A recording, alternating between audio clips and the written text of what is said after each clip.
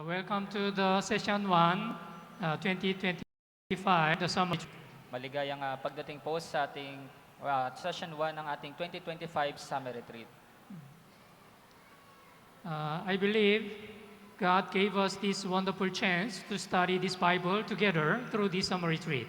Ako po ay naniniwala na ibinigay po sa atin ng Diyos ito pong pagkakataon upang mapag-aralan po yung salita ng Diyos sa pamagitan po nitong Summer Retreat. From today until this Monday, we are going to study this Bible together. Magmula po ngayon hanggang sa Lunes, sama-sama po natin pag-aaralan ito pong Biblia. Okay, before we start, let's all pray. Bago po tayo magsimula, tayo pong lahat po ay manalangin. Holy and merciful our Heavenly Father God, who created heavens and the earth, thank you so much for giving us this precious opportunity to study your word. Banal at mahabaging amang Diyos na lumikha ng langit at ng lupa, maraming salamat po sa pagbibigay po sa amin itong mahalagang pagkakataon upang mapag-aralan po ang iyong salita. From today until this Monday, we are going to study this Bible together. Magmula po ngayon hanggang sa Lunes, sama-sama po naming pag-aaralan ito pong Biblia. Please open our heart and let us incline our ear to the Word of God so that we can clearly understand your word.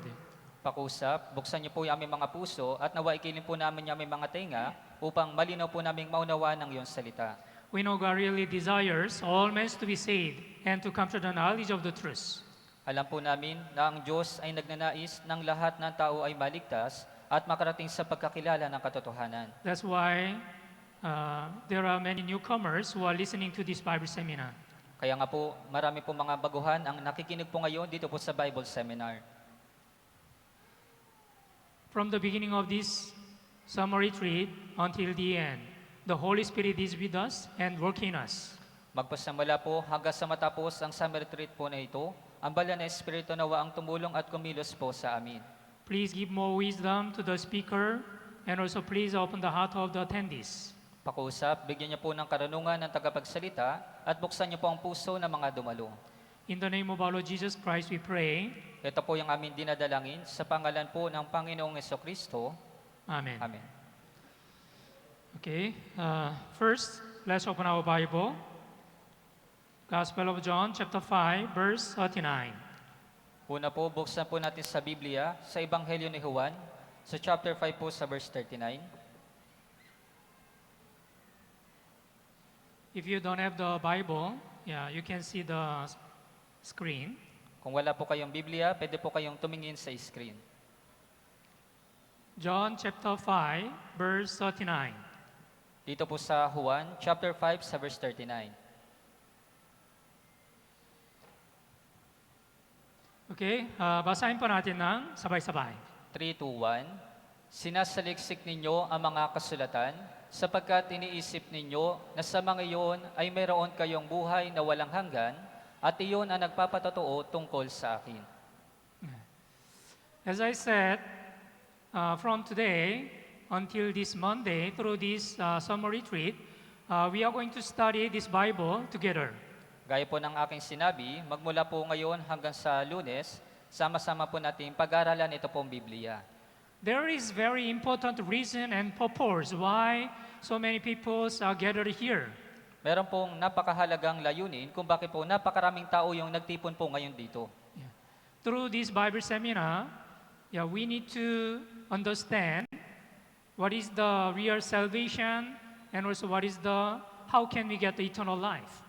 Kaya sa pamamagitan po nitong Bible Seminar, maunawaan po natin kung paano po tayo maliligtas at kung paano po tayo magkakaroon ng buhay na walang hanggan. I think most of the people, they are very busy and also they have many schedule.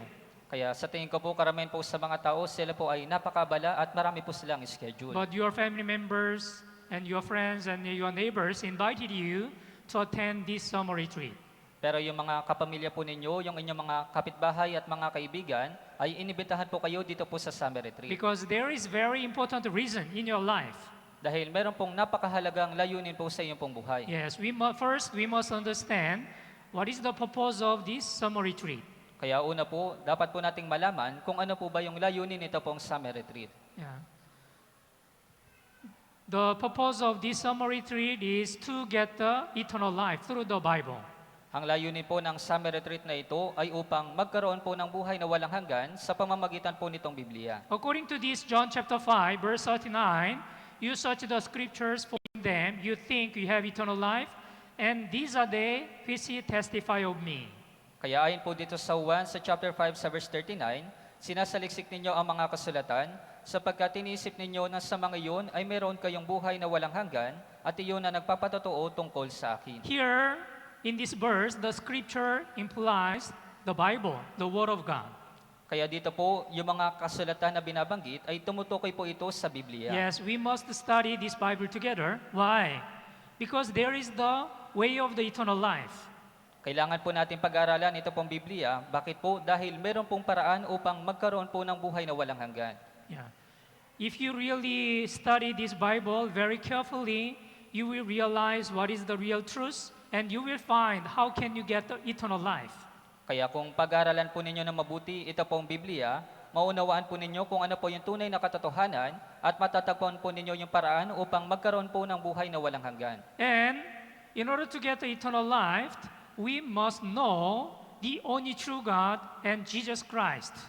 At upang magkaroon po ng buhay na walang hanggan, dapat po nating makilala yung nag-iisang tunay na Diyos at si Hesus Kristo. Here, John chapter 5, verse 39 also says, and these are they which testify of me.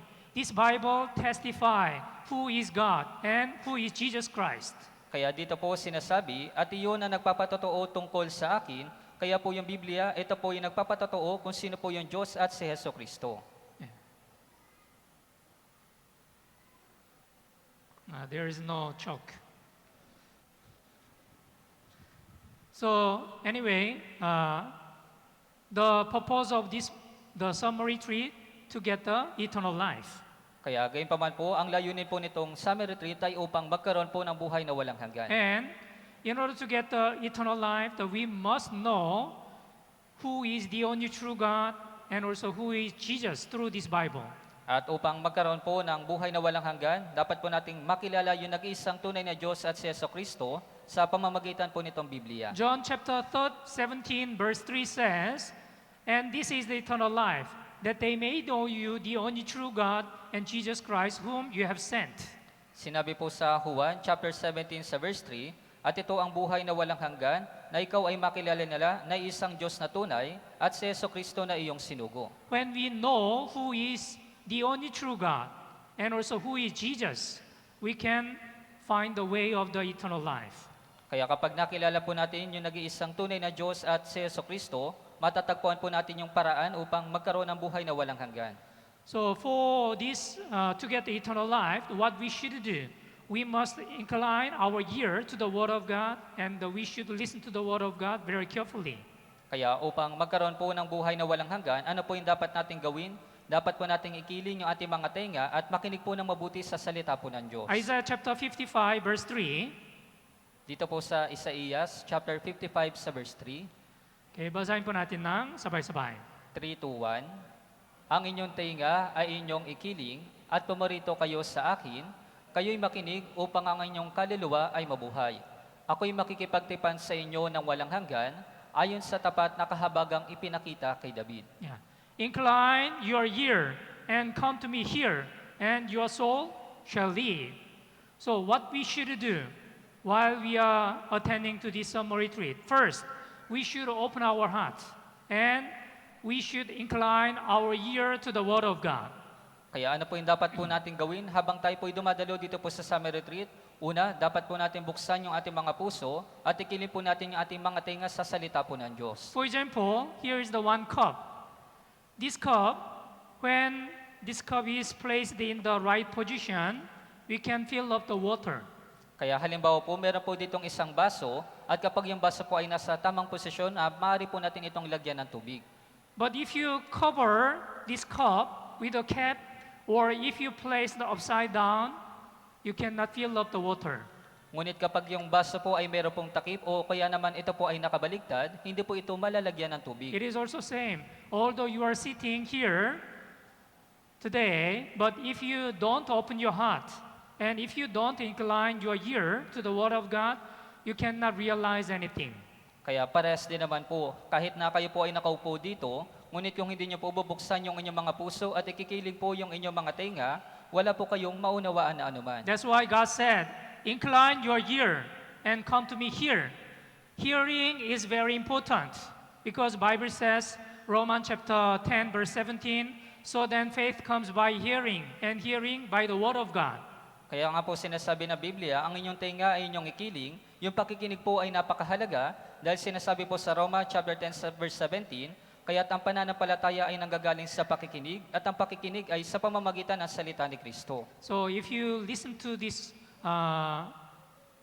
the word of God very carefully through this summer retreat, you will get the eternal life. Kaya po kung makikinig po kayo ng mabuti sa salita po ng Diyos, kayo po ay magkakaroon ng buhay na walang hanggan sa pamamagitan po nitong summer retreat. Okay, first, let's think about the important question. Kaya una po, pag-iisipan po natin yung mahalagang There are katanungan. important questions in our life. Meron pong mahalagang mga katanungan sa ating mga buhay. Sino ako? Saan ako nagmula? Saan ako patutungo pag ako ay namatay? Yeah? Who am I? Who am I? And where did I come from? And if I die, where shall I go? Kaya, sino ako, saan ako nagmula, at saan ako mapupunta kapag ako ay namatay? And what is the meaning of our life? At isa pa po, ano ba yung kahulugan ng ating buhay? Have you ever thought about this kind of the question in your life? Kaya napag-isipan niyo na po ba yung mga ganitong katanungan sa inyong mga buhay? Who am I? Sino ako? Where did I come from? Saan ako nagmula? And if you die, where will you go? At kapag namatay ka, saan ka pupunta? Yeah. We were born in this world and someday we shall die. Tayo po ay pinanganak dito po sa mundo at balang araw tayo po ay mamamatay. But Bible says death is not the end. After death, there will be the God's judgment. Ngunit sinasabi po ng Biblia, ang kamatayan, hindi pa po ito yung katapusan, kundi pagkatapos ng kamatayan ay mayroon pong paghuhukom ng Diyos. That's why, while we are living in this world, we must be prepared for this, the eternal life. Kaya nga po, habang tayo po ay nabubuhay pa dito po sa mundo, dapat po tayo maghanda para po dun sa buhay na walang hanggan. We should know our life is limited.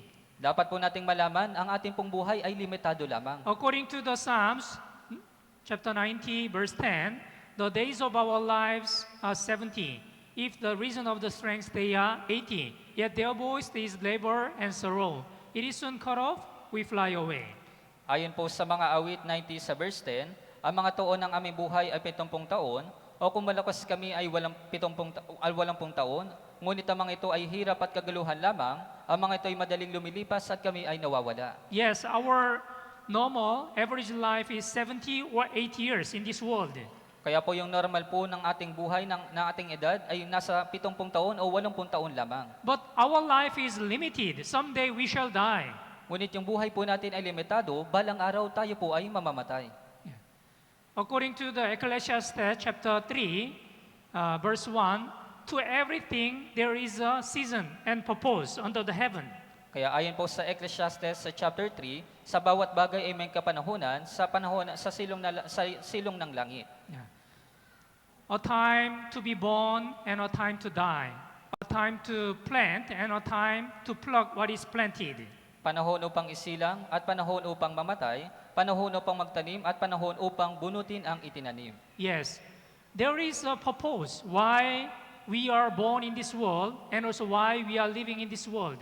Kaya meron pong napakahalagang layunin kung bakit po tayo ipinanganak dito po sa mundo at kung bakit po tayo nabubuhay dito po sa mundo. We must think about this important question through our lives. Dapat po natin pag-isipan ito pong mahalagang katanungan sa atin pong mga buhay. If you do not know the purpose of your life will be in vain. Kung hindi mo po nalalaman yung layunin po ng iyong buhay mo po ay magiging walang kabuluhan. What is the purpose of your life? Ano ba yung layunin ng iyong buhay? You are born in this world and you will study and you will take exam and you will get a job and after you graduate you will get married and also you will have a family and you will make a success. Kaya ikaw ay pinanganak dito sa mundo at ikaw ay nag-aaral, nag-exam at pagkatapos ay nagkakaroon ng trabaho at pagkatapos ay ikaw ay ikakasal at pagkatapos ay nagiging matagumpay. But someday you shall die.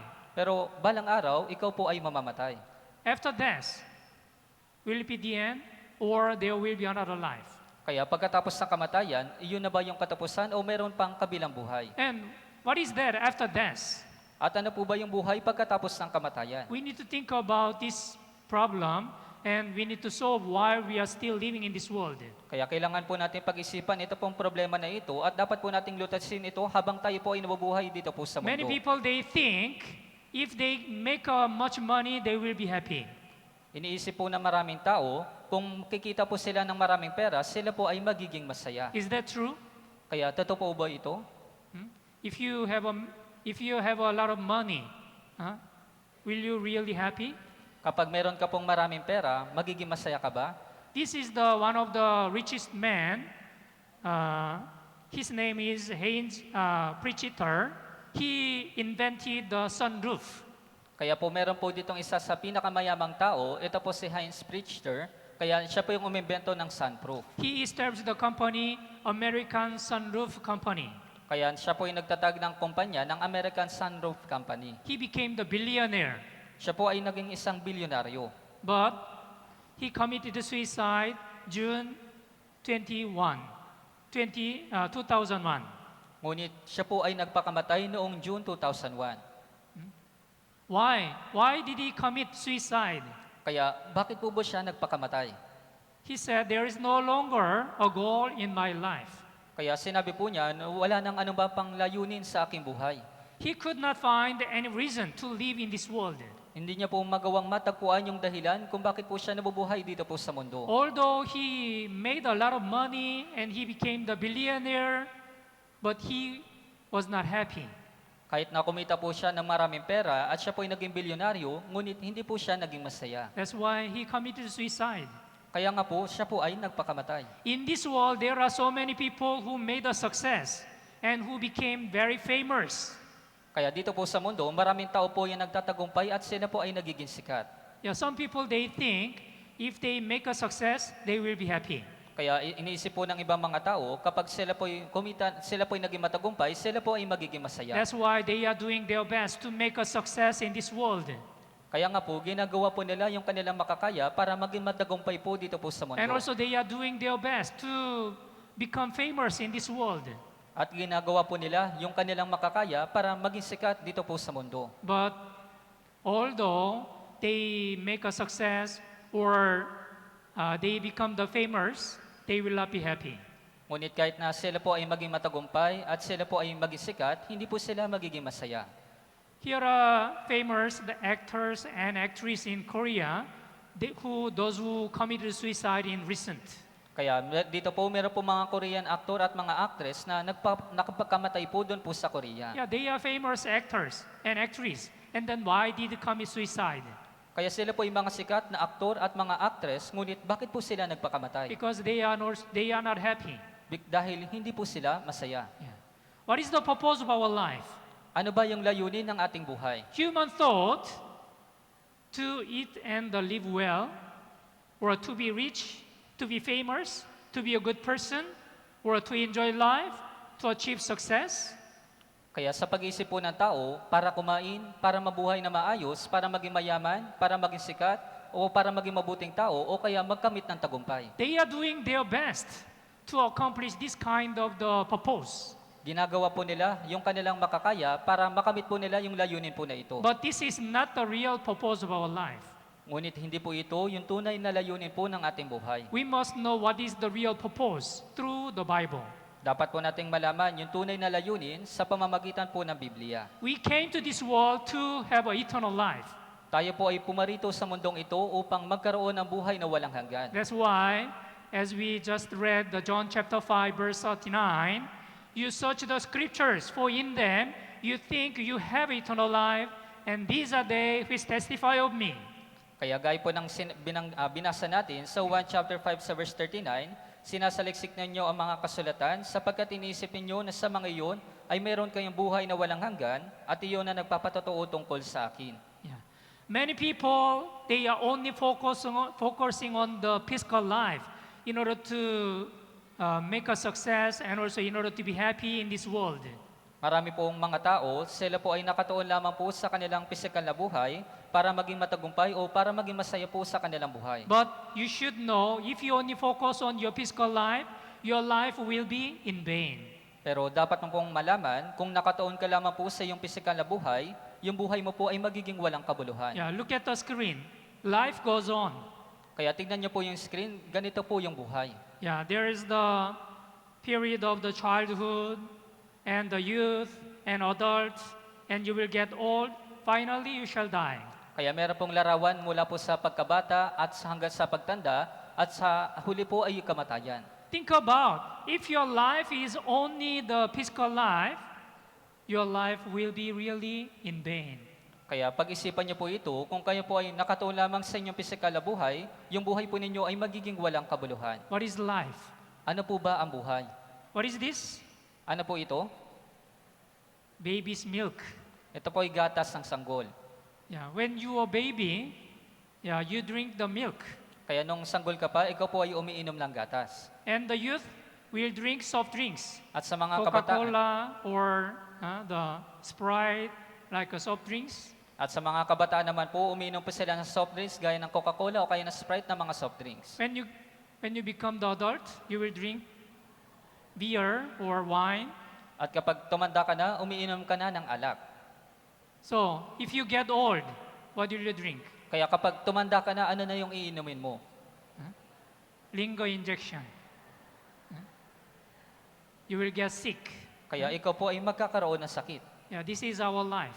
Kaya ito po yung ating So buhay. think about, if this is our life will be really in vain. Kaya pag-isipan niyo po ito, kung ito po yung ating buhay, yung buhay po natin ay magiging walang kabuluhan. So what is life? Kaya ano ba ang buhay? Yeah. Let's think about. Here, very cute baby. Kaya dito po meron pong napaka-cute na baby. Yeah, most of the people, when you are born, you are like this baby. Very cute and very lovely. Kaya karamihan po sa mga tao, nung kayo po ay pinanganak, katulad po kayo nito pong napaka-cute na baby. And childhood, At mula po sa pagkabata, and the boyfriend and girlfriend, at nagkakaroon boyfriend o kaya and you girlfriend, will get married. at kalaunan ay kinakasal. And when you are young, you're really beautiful or you're handsome. At nung nasa kabataan ka pa, ikaw ay maganda o gwapo. But you will get old like this, Pero grandmother. Pero ikaw po ay kung ngunit ikaw po ay tatanda, na gaya po nitong lolo. Yeah. Everybody will get old. Kaya lahat po ng mga tao ay tatanda. When you are young, very strong, powerful. Kaya nung bata ka pa, ikaw ay malakas at ikaw ay malusog. But when you get old, like this. Ngunit kapag tumanda ka na, ikaw po ay magiging gaya nito. Yeah, this is our life. Kaya And your husband and your wife will die, and you will be alone. And finally, everyone will die. Kaya yung asawang mong lalaki o asawang babae, ito po ay mamamatay at kalaunan ikaw po ay ikaw po ay mag-iisa at kalaunan lahat po ay mamamatay. Yeah, what is life? Kaya ano po ba ang buhay? If we only focus on our physical life, our life will be in vain. Kung tayo po ay nakatuon lamang sa pisikal na buhay, yung buhay po natin ay magiging walang kabuluhan. When we were born in this world, we were empty hands. When we die, we will carry nothing. Kaya nung tayo po ay pinanganak dito po sa mundo, wala po tayong dalalang anuman. Kaya kapag tayo po ay namatay, wala rin tayong madadalang anuman. That's why King Solomon says, the Ecclesiastes chapter 1 verse 2, vanity of vanities, all is vanities. Kaya nga po sinabi po ni Haring Solomon sa Ecclesiastes sa chapter 1 sa verse 2, walang kabuluhan ng mga walang kabuluhan, lahat ay walang kabuluhan. Yeah, lahat ay walang kabuluhan. All things is vanity. This is our life. Lahat po ay walang kabuluhan, ito po yung atin pong mga buhay. Let me introduce one story. Luke chapter 12. There is the story of the one rich man. Kaya hayaan niyo po kung ipahayag sa inyo yung isang kwento, meron pong mayamang lalaki dito po sa Lucas chapter 12. Luke chapter 12 from verse 16 to 18. Babasahin ko po. Nagsalaysay siya sa kanila ng isang talinghaga. Ang lupay ng taong mayaman ay namunga ng sagana. Inisip niya sa sarili, ano ang gagawin ko? Sapagkat wala akong mapapaglagyan ng aking mga ani, Sinabi niya, ito ang aking gagawin, gigibayin ko ang aking mga kamalig at magtatayo ako ng mas malalaki at doon ko titipunin ang lahat ng aking mga butil at mga pag-aari. Yeah. And verse 19 to 21, babasahin ko po. At sasabihin ko sa aking kaluluwa, kaluluwa, marami ka ng pag-aaring nakaimbak para sa maraming taon, magpahinga ka, kumain ka, uminom ka, magsaya ka. Subalit sinabi sa kanya ng Diyos, hangal, sa gabing ito ay kukunin ng iyong kaluluwa, at kanino kaya mapupunta ang mga bagay na inihanda mo? Gayon nga ang nagtitipon ng kayamanan para sa kanyang sarili, subalit hindi mayaman sa Diyos. Yeah, this rich man, he only focused on his physical life. That's why he worked very hard and he harvested a lot of things. Kaya po ito pong mayamang lalaki, siya po ay nakatuon lamang po sa kanyang pisikal na buhay, kaya masibag po siya nagtrabaho at siya po ay nag-imbak ng maraming bagay. Yeah. He built his barns greater and he stored all his crops and his goods. Kaya nagtayo po siya ng malalaking mga kamalig at nagtayo po at siya po ay nag-ani ng maraming lupa. And he said, Saul, you have many goods laid up for many years. Take care easy, eat, drink, and be merry. At sinabi po niya sa kanyang sarili, kaluluwa, marami ka ng pag-ari na kaimbak para sa maraming taon, magpahinga ka, uminom ka, magsaya ka. Most of the people, they are living like this rich man. Kaya karamihan po sa mga tao, sila po ay nabubuhay na gaya po nitong mayamang lalaki. They only focus on their physical life Sila po ay nakatuon lamang sa kanila pong pisikal na buhay. because they do not know what is the real purpose of their lives. Dahil hindi po nila nalalaman kung ano pa yung tunay na layunin ng kanilang buhay. Those who knows the purpose of his life and those who do not know the purpose of his life, it is quietly different. Kaya doon po sa mga nakakaalam ng layunin ng kanilang mga buhay at sa mga hindi nakakaalam ng kanilang layunin ng kanilang buhay, ito po ay lubos na magkaiba. Let me introduce one interesting story. One billionaire, he wanted to find the husband for his only daughter. Kaya meron po kang ipapahig sa inyo na isang kwento, meron pong isang bilyonaryo at siya po ay naghahanap ng asawa para po sa kanyang anak na babae. He wanted to find very brave husband for his only one daughter. Kaya gusto po niyang makahanap ng isang matapang na lalaki para po sa kanya nag-iisang anak na babae. He made advertisement on the newspaper. Kaya gumawa po siya ng isang advertisement sa isang dyaryo. Those who passed my test, he can choose the one option among the three options.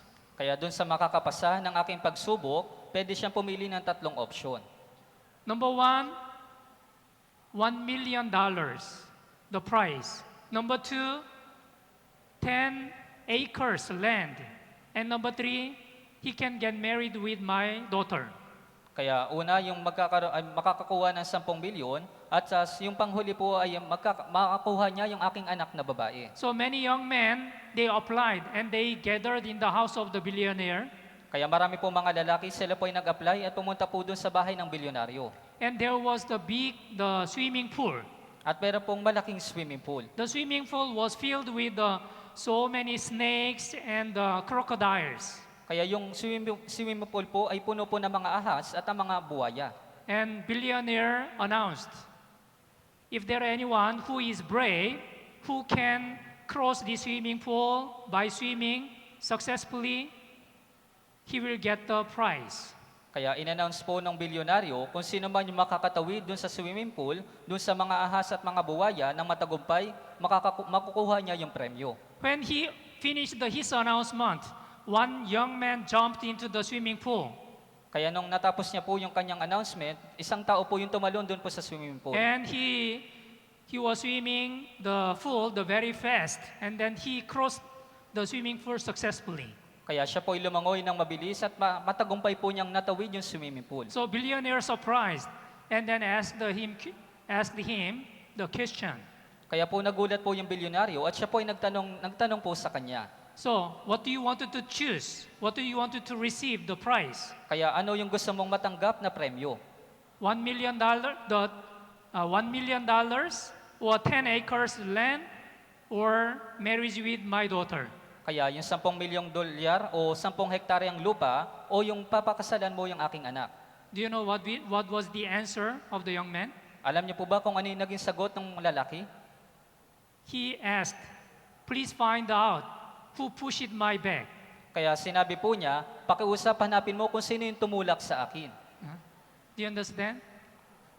Actually, he wanted to swim in the swimming pool because there are so many snakes and the crocodile. He shall die. Sa katunayan po, ayaw niya pang lumangoy doon po sa swimming pool dahil napakarami po mga ahas at siya po ay mamamatay. But someone suddenly pushed him. That's why he crossed the swimming pool to be survived. Ngunit meron pong tumulak sa kanya, kaya siya po ay lumangoy na mabilis upang makaligtas. Like this, there are some people who does not know the purpose of his life. Kaya kagaya po nito, meron po mga tao na hindi po alam yung layunin ng kanilang buhay. Here, the story of the foolish rich man, he only focused on his physical life. Kaya dito po, yung kwento po ng isang mayamang hangal, siya po ay nakatuon lamang sa kanyang pisikal na buhay. But we should know, God said to him, verse 20, basahin po natin ng sabay-sabay. 3, 2, 1. Subalit sinabi sa kanya ng Diyos, hangal, sa gabing ito ay kukunin ang iyong kaluluwa, at kanino kaya mapupunta ang mga bagay na inihanda mo? Fool, this night your soul will be required of you. Then, whose will those things be which you have provided? What does it mean? If God takes your spirit tonight, although you laid up many things, it will be useless. Kaya ano pong ibig sabihin po nito? Kung kukunin po ng Diyos ngayong gabi yung kaluluwa mo, kahit na nag-imbak ka po ng napakaraming mga bagay, ito po ay walang kabuluhan. Yes, many people, they only focus on their physical life. And they prepared for their physical life. But they are not prepared for their spirit. Kaya karamihan po sa mga tao, sila po ay nakatuon lamang sa kanilang pisikal na buhay at naghahanda po sa kanilang pisikal na buhay, ngunit hindi po pinaghandaan yung patungkol sa espiritu. But we do not know what will happen. Ngunit hindi po natin alam kung ano po ang mangyayari. You know, yesterday, there was an earthquake in Myanmar and Thailand, Bangkok. Kaya alam niyo po ba na kahapon po ay nagkaroon po ng malakas na lindol doon po sa Myanmar, sa Bangkok, sa Thailand. Did you see the news? Kaya, Did you watch the news? kaya napanood niyo po ba yung balita? Yeah, look at this video clip. Kaya panoorin niyo po ito.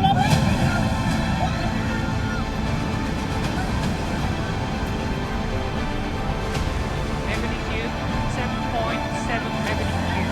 Kaya ito po ay 7.7 magnitude.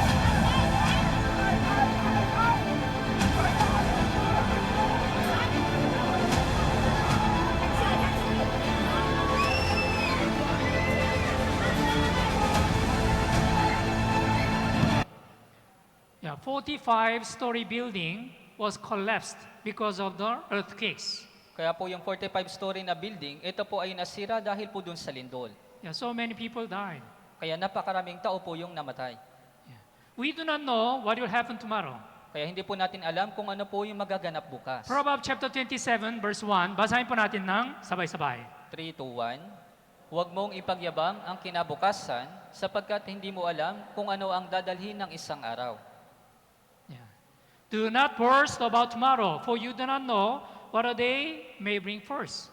We do not know what will happen tomorrow. Hindi po natin alam kung ano po yung mangyayari bukas.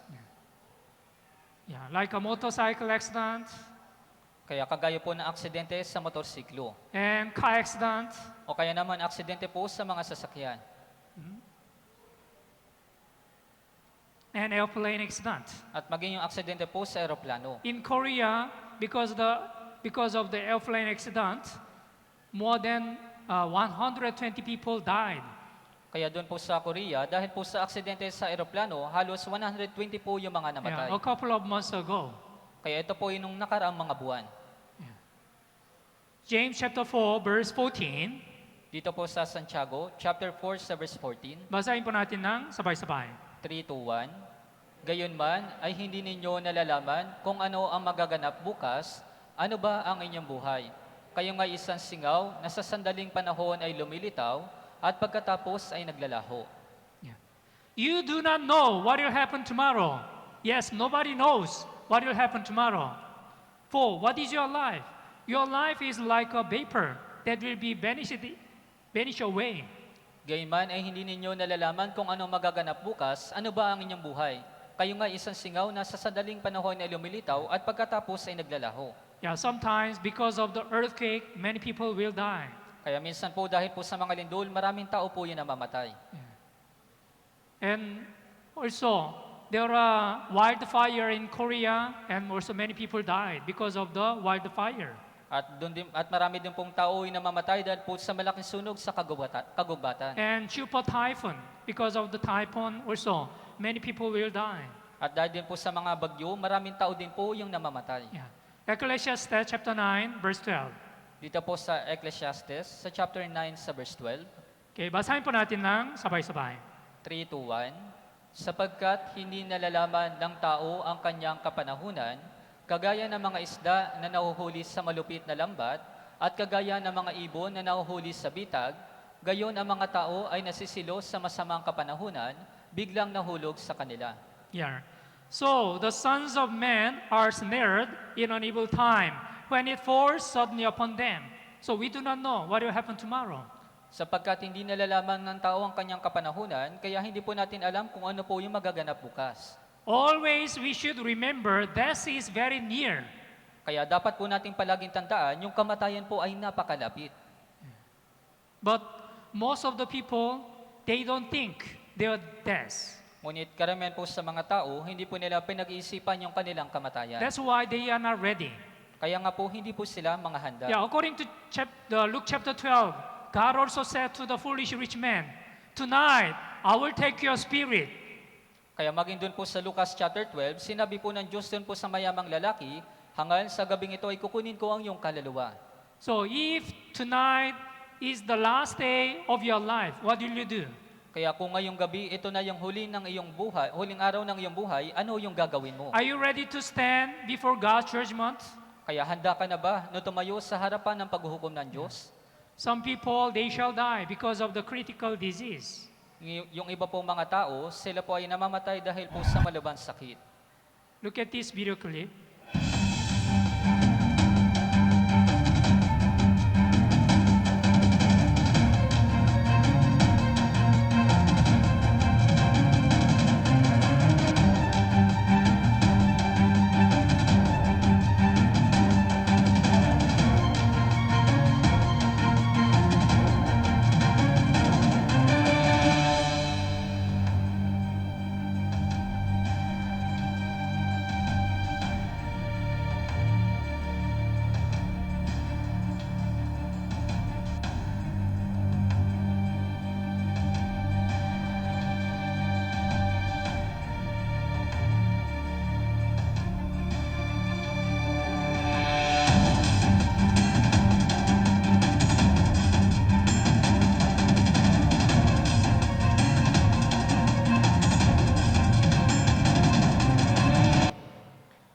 Yes, nobody knows what will happen tomorrow. Opo, wala pong sino man yung nakakaalam kung ano po yung mangyayari bukas. So, through this Bible seminar, we are going to think over really important matter in our lives. Kaya po sa pamamagitan po nitong Bible Seminar, pag-iisipan po natin yung talagang mahalagang mga bagay sa ating buhay. There are important topics what we must solve. Meron pong mga mahalagang paksa yung dapat po natin nalutasin. Number one, totoo bang may Diyos? Does God exist? Kaya pinakauna po, totoo ba na may Diyos? Yeah, most of the people, they believe in God. But through the very clear evidence, first, we must believe God really exists. Kaya maraming tao po, sila po ay naniniwala sa Diyos, ngunit sa pamagitan po ng malinaw na ebidensya, malalaman po natin na mayroon talagang Diyos. And number two, meron ba tayong espiritu? Yeah, do I have a spirit? Kaya, Or do you have a spirit? Kaya pangalawa po, meron ka bang espiritu o meron ba tayong espiritu? Yes, we have a spirit. We were created according to the God's image. That's why we are really precious than any other kind of animal. Kaya po tayo po, dahil meron po tayong espiritu, tayo po ay nilikha ayon po sa larawan ng Diyos, kaya mas mahalaga po tayo kaysa po sa ibang mga hayop. Number three, ano ang kasaysayan ng tao? There is the beginning of the history and also there will be the end of the history. Kaya meron pong pasimula ng kasaysayan at meron din pong katapusan yung kasaysayan. Yeah, our history is also limited. It is not eternal or forever. Kaya maging yung ating pong kasaysayan, ito po ay limitado lamang, hindi po ito magpakailanman. And number 4, ano ang makasalanan at kasalanan? What is the sinner? And also, what is the sin?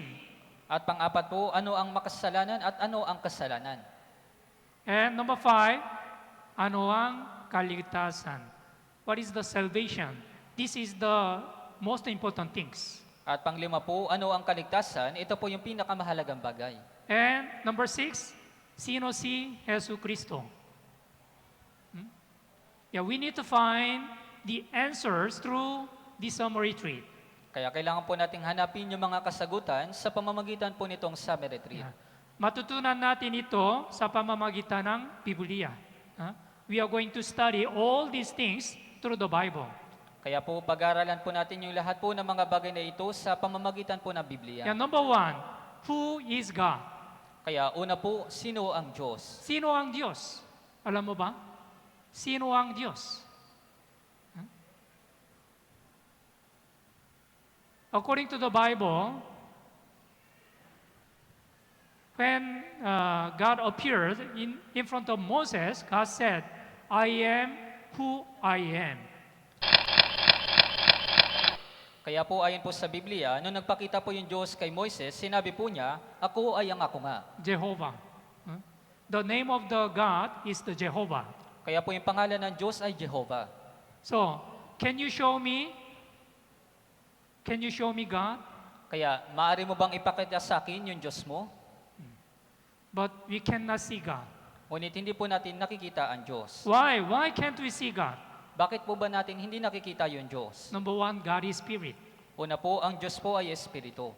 And number 2, God is holy and we are sinner. At pangalawa po, ang Diyos po ay banal at tayo po ay And makasalanan. number 3, our eyes not perfect. At pangatlo po, ang ating pong mga mata ay hindi perpekto. Yeah. According to the John chapter 4, verse 24, God is spirit. Ayon po sa 1 chapter 4 sa verse 24, ang Diyos ay Espiritu. Spirit does not have the flesh. Spirit does not have the bone. Ang Espiritu po, wala po itong laman at wala rin po itong bato. Yeah. And unang Pedro chapter 1 verse 16 said, Be holy, for I am holy. God is holy. At doon din po sa unang Pedro sa chapter 1 sa verse 16, sinabi rin po, kayo maging banal sapagkat ako'y banal, ang Diyos po ay banal. We know God is holy and we are sinner. That's why sinner cannot see the holy God. Kaya alam po natin ang Diyos po ay banal at tayo po ay makasalanan, kaya ngayong makasalanan, hindi niya po maaring makita yung Diyos. Yeah, God is perfect holiness. So, if sinner appeared in front of the God, we shall die. Kaya po yung Diyos po ay banal, kaya kung yung makasalanan po ay haharap sa Diyos, siya po ay mamamatay. And God is light. At isa pa po, ang Diyos po ay liwanag. 1 John chapter 1 verse 5 says, God is light and in Him there is no darkness at all. Sinabi po sa unang Juan chapter 1 sa verse 5, ang Diyos ay liwanag at sa Kanya ay walang anumang kadiliman. And 1 Timothy chapter 6 verse 15 and 16, who alone has immortality dwelling in inapproachable light, whom no man has seen or can see. At sinabi rin po sa unang Timoteo sa chapter 6 sa verse 15 at 16, na naninirahan sa liwanag na di malapitan at na hindi nakita ng sinamang tao o makikita man. Bible clearly says, no man can see God.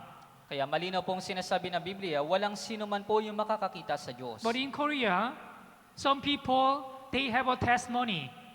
They saw God.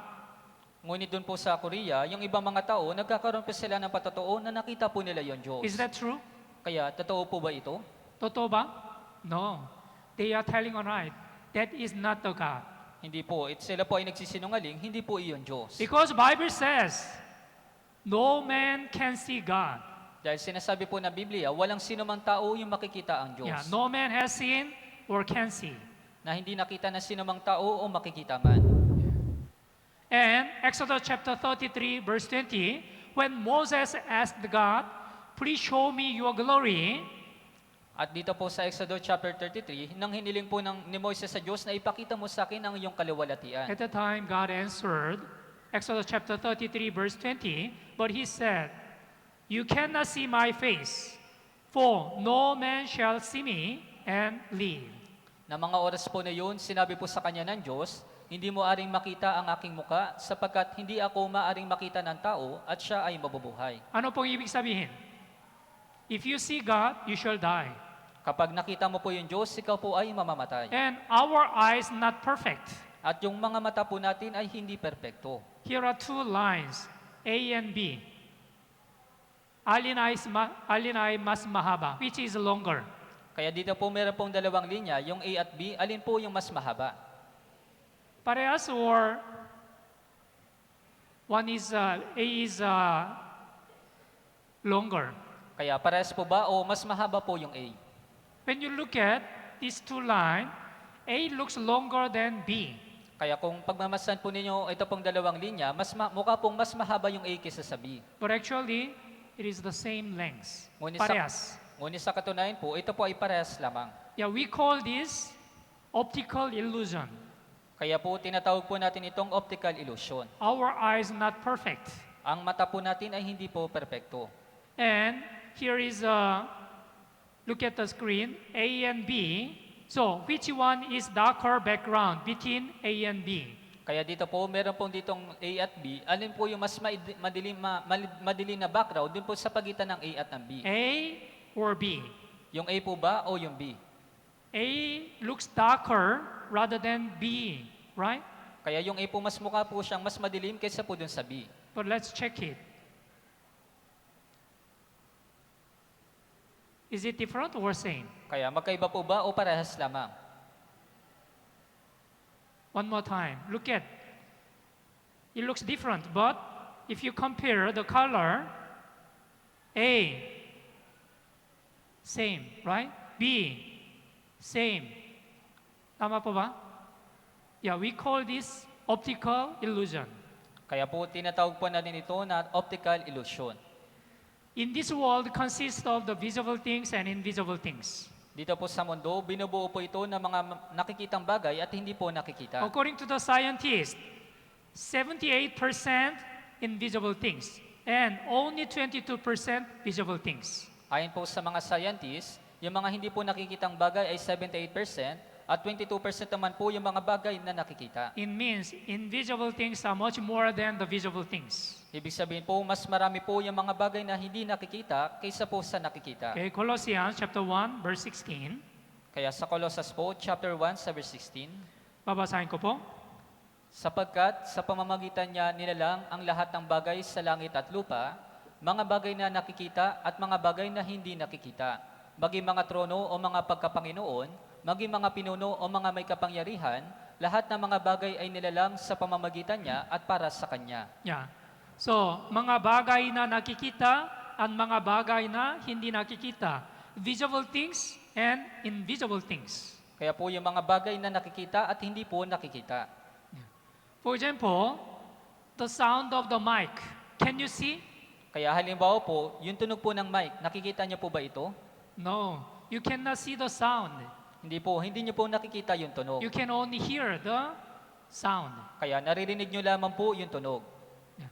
There are so many signals and waves, but we cannot see it. Kaya napakarami po mga signals, ngunit hindi din po natin ito nakikita. How to know invisible things? Paano malalaman yung mga bagay na hindi nakikita? For example, the women's group is cooking for dinner, so there is the smell, a very good smell. Kaya halimbawa po yung women's group po ay nagluluto po na masarap na pagkain, kaya meron po itong mabangong amoy. Yeah, through the smell, you will come to know, oh, they are cooking adobo, or they are cooking some other menu. Kaya sa pamagitan po ng pangamoy, malalaman po ninyo na sila ay nagluluto ng adobo o ng ibang mga menu. Yeah, smell is invisible, but through your nose, you can smell it. Kaya po yung amoy po ay hindi po nakikita, ngunit sa pamamagitan po ng iyong ilong, maaari mo po itong maamoy. Sound also, you cannot see, but you will hear the sound through your ear. Maging yung tunog po ay hindi po nakikita, pero maririnig mo po ito sa pamamagitan ng iyong tenga. And what about the virus and bacteria? At paano naman po yung mga virus o mga You bakterya? cannot see it, but through the microscope, you can see the virus. Kaya hindi niyo po ito nakikita, pero sa pamamagitan po ng microscope, makikita po ninyo yung mga virus. And signals, through the TV, you can see it. At yung mga signals, sa pamamagitan naman po ng TV, ito po ay inyong makikita. God is invisible because God is spirit. Ang Diyos po ay espiritu, ang Diyos po ay hindi po nakikita dahil siya po ay espiritu. So how can we see God? Kaya paano po natin makikita yung Diyos? Through the Bible. Sa pamamagitan ng Biblia. That's why, this is the reason why we have to study the Bible. Kaya nga po, ito po yung dahilan kung bakit po natin kailangan pag-aralan ito pong Biblia. John chapter 1, verse 1.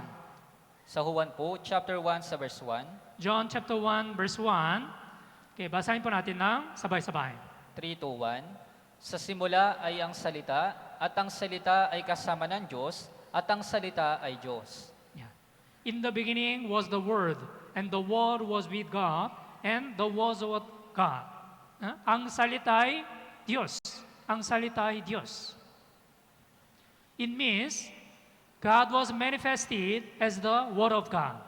Ibig sabihin po, ang Diyos po ay ipinahayag sa pamamagitan po ng salita ng Diyos. So, from now, through the so many evidences, we will find out whether this Bible is really true or not. Kaya po, magmula po ngayon, sa pamamagitan po ng mga ebidensya, alamin po natin kung yung Biblia ba ay totoo. How this Bible was written. Kaya paano ba naisulat ito pong Biblia? 2 Peter chapter 1, verse 21. Ikalawang Pedro chapter 1, verse 21. Basahin po natin ng sabay-sabay. 3 to 1, sapagkat walang propesiya na dumating kailanman sa pamamagitan ng kalooban ng tao, kundi ang mga taong inudyukan ng Espiritu Santo ay nagsalita mula sa Diyos. Yeah, how the Bible was written. It was written by the holy men who were moved by the Holy Spirit.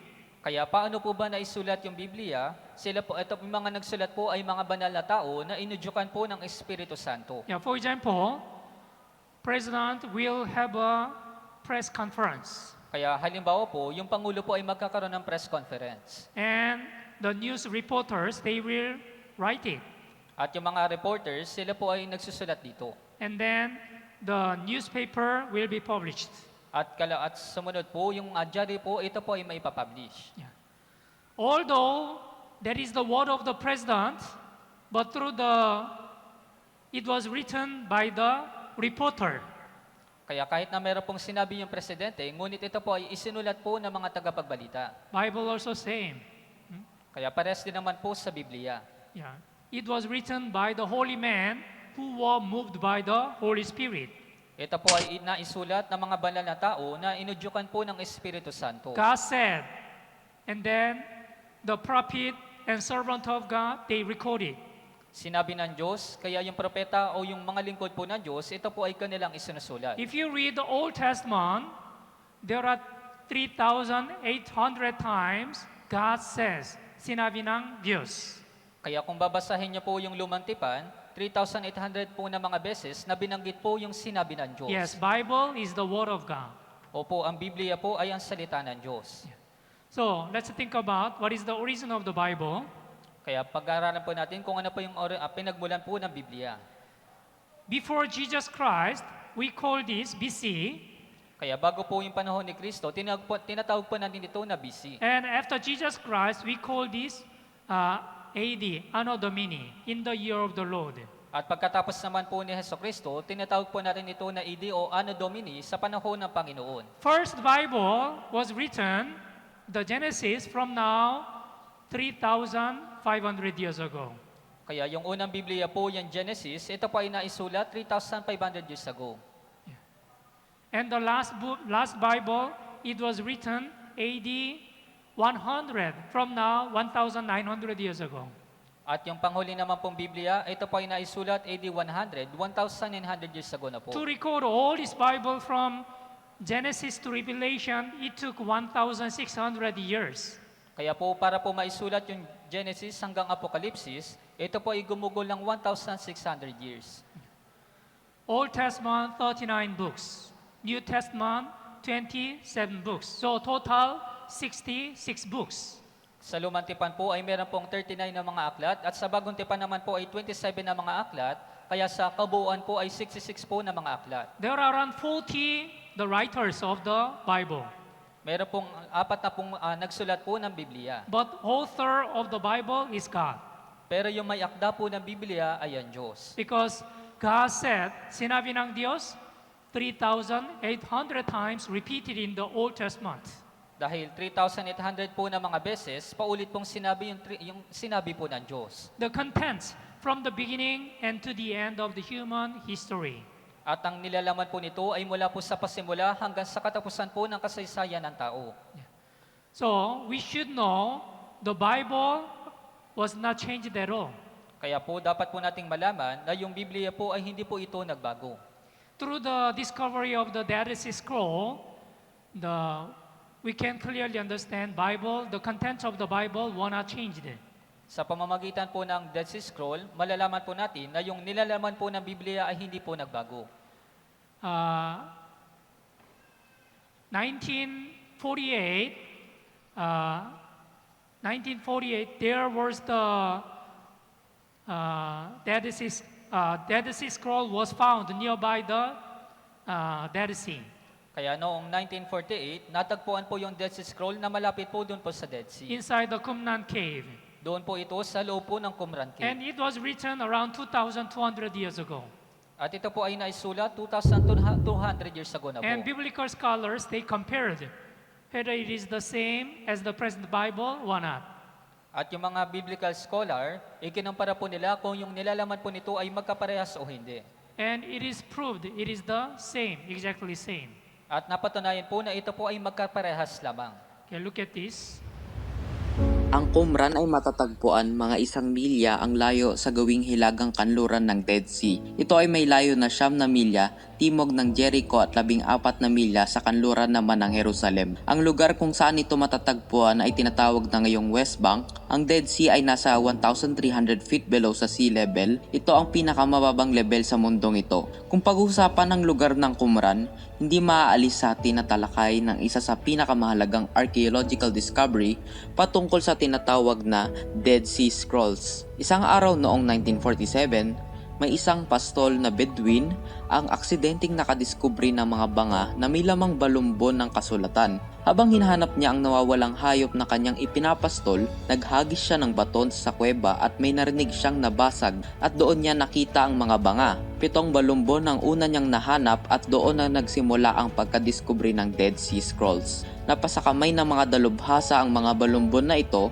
at doon nalaman ang kahalagahan ng discovering ito.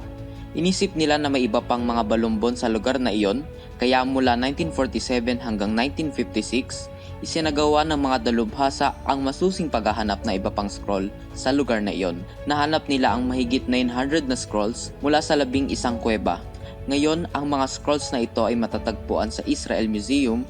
Ang pagkatuklas ng Dead Sea Scroll ay napakahalaga sapagkat ang mga ito ang magpapatotoo sa Biblia. Ito kasi ang mga sinaunang Biblia na sinulat ng mga Hudyo na siyang itinuturing na orihinal.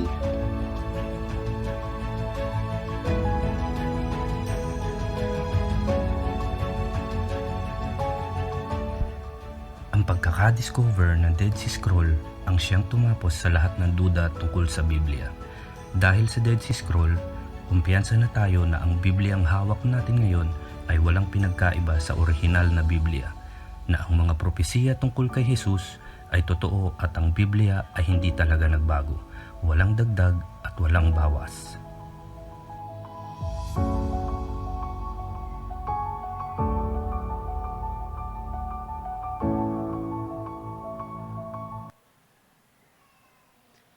Okay, so through these kind of evidences, we can believe the contents of the Bible is not changed.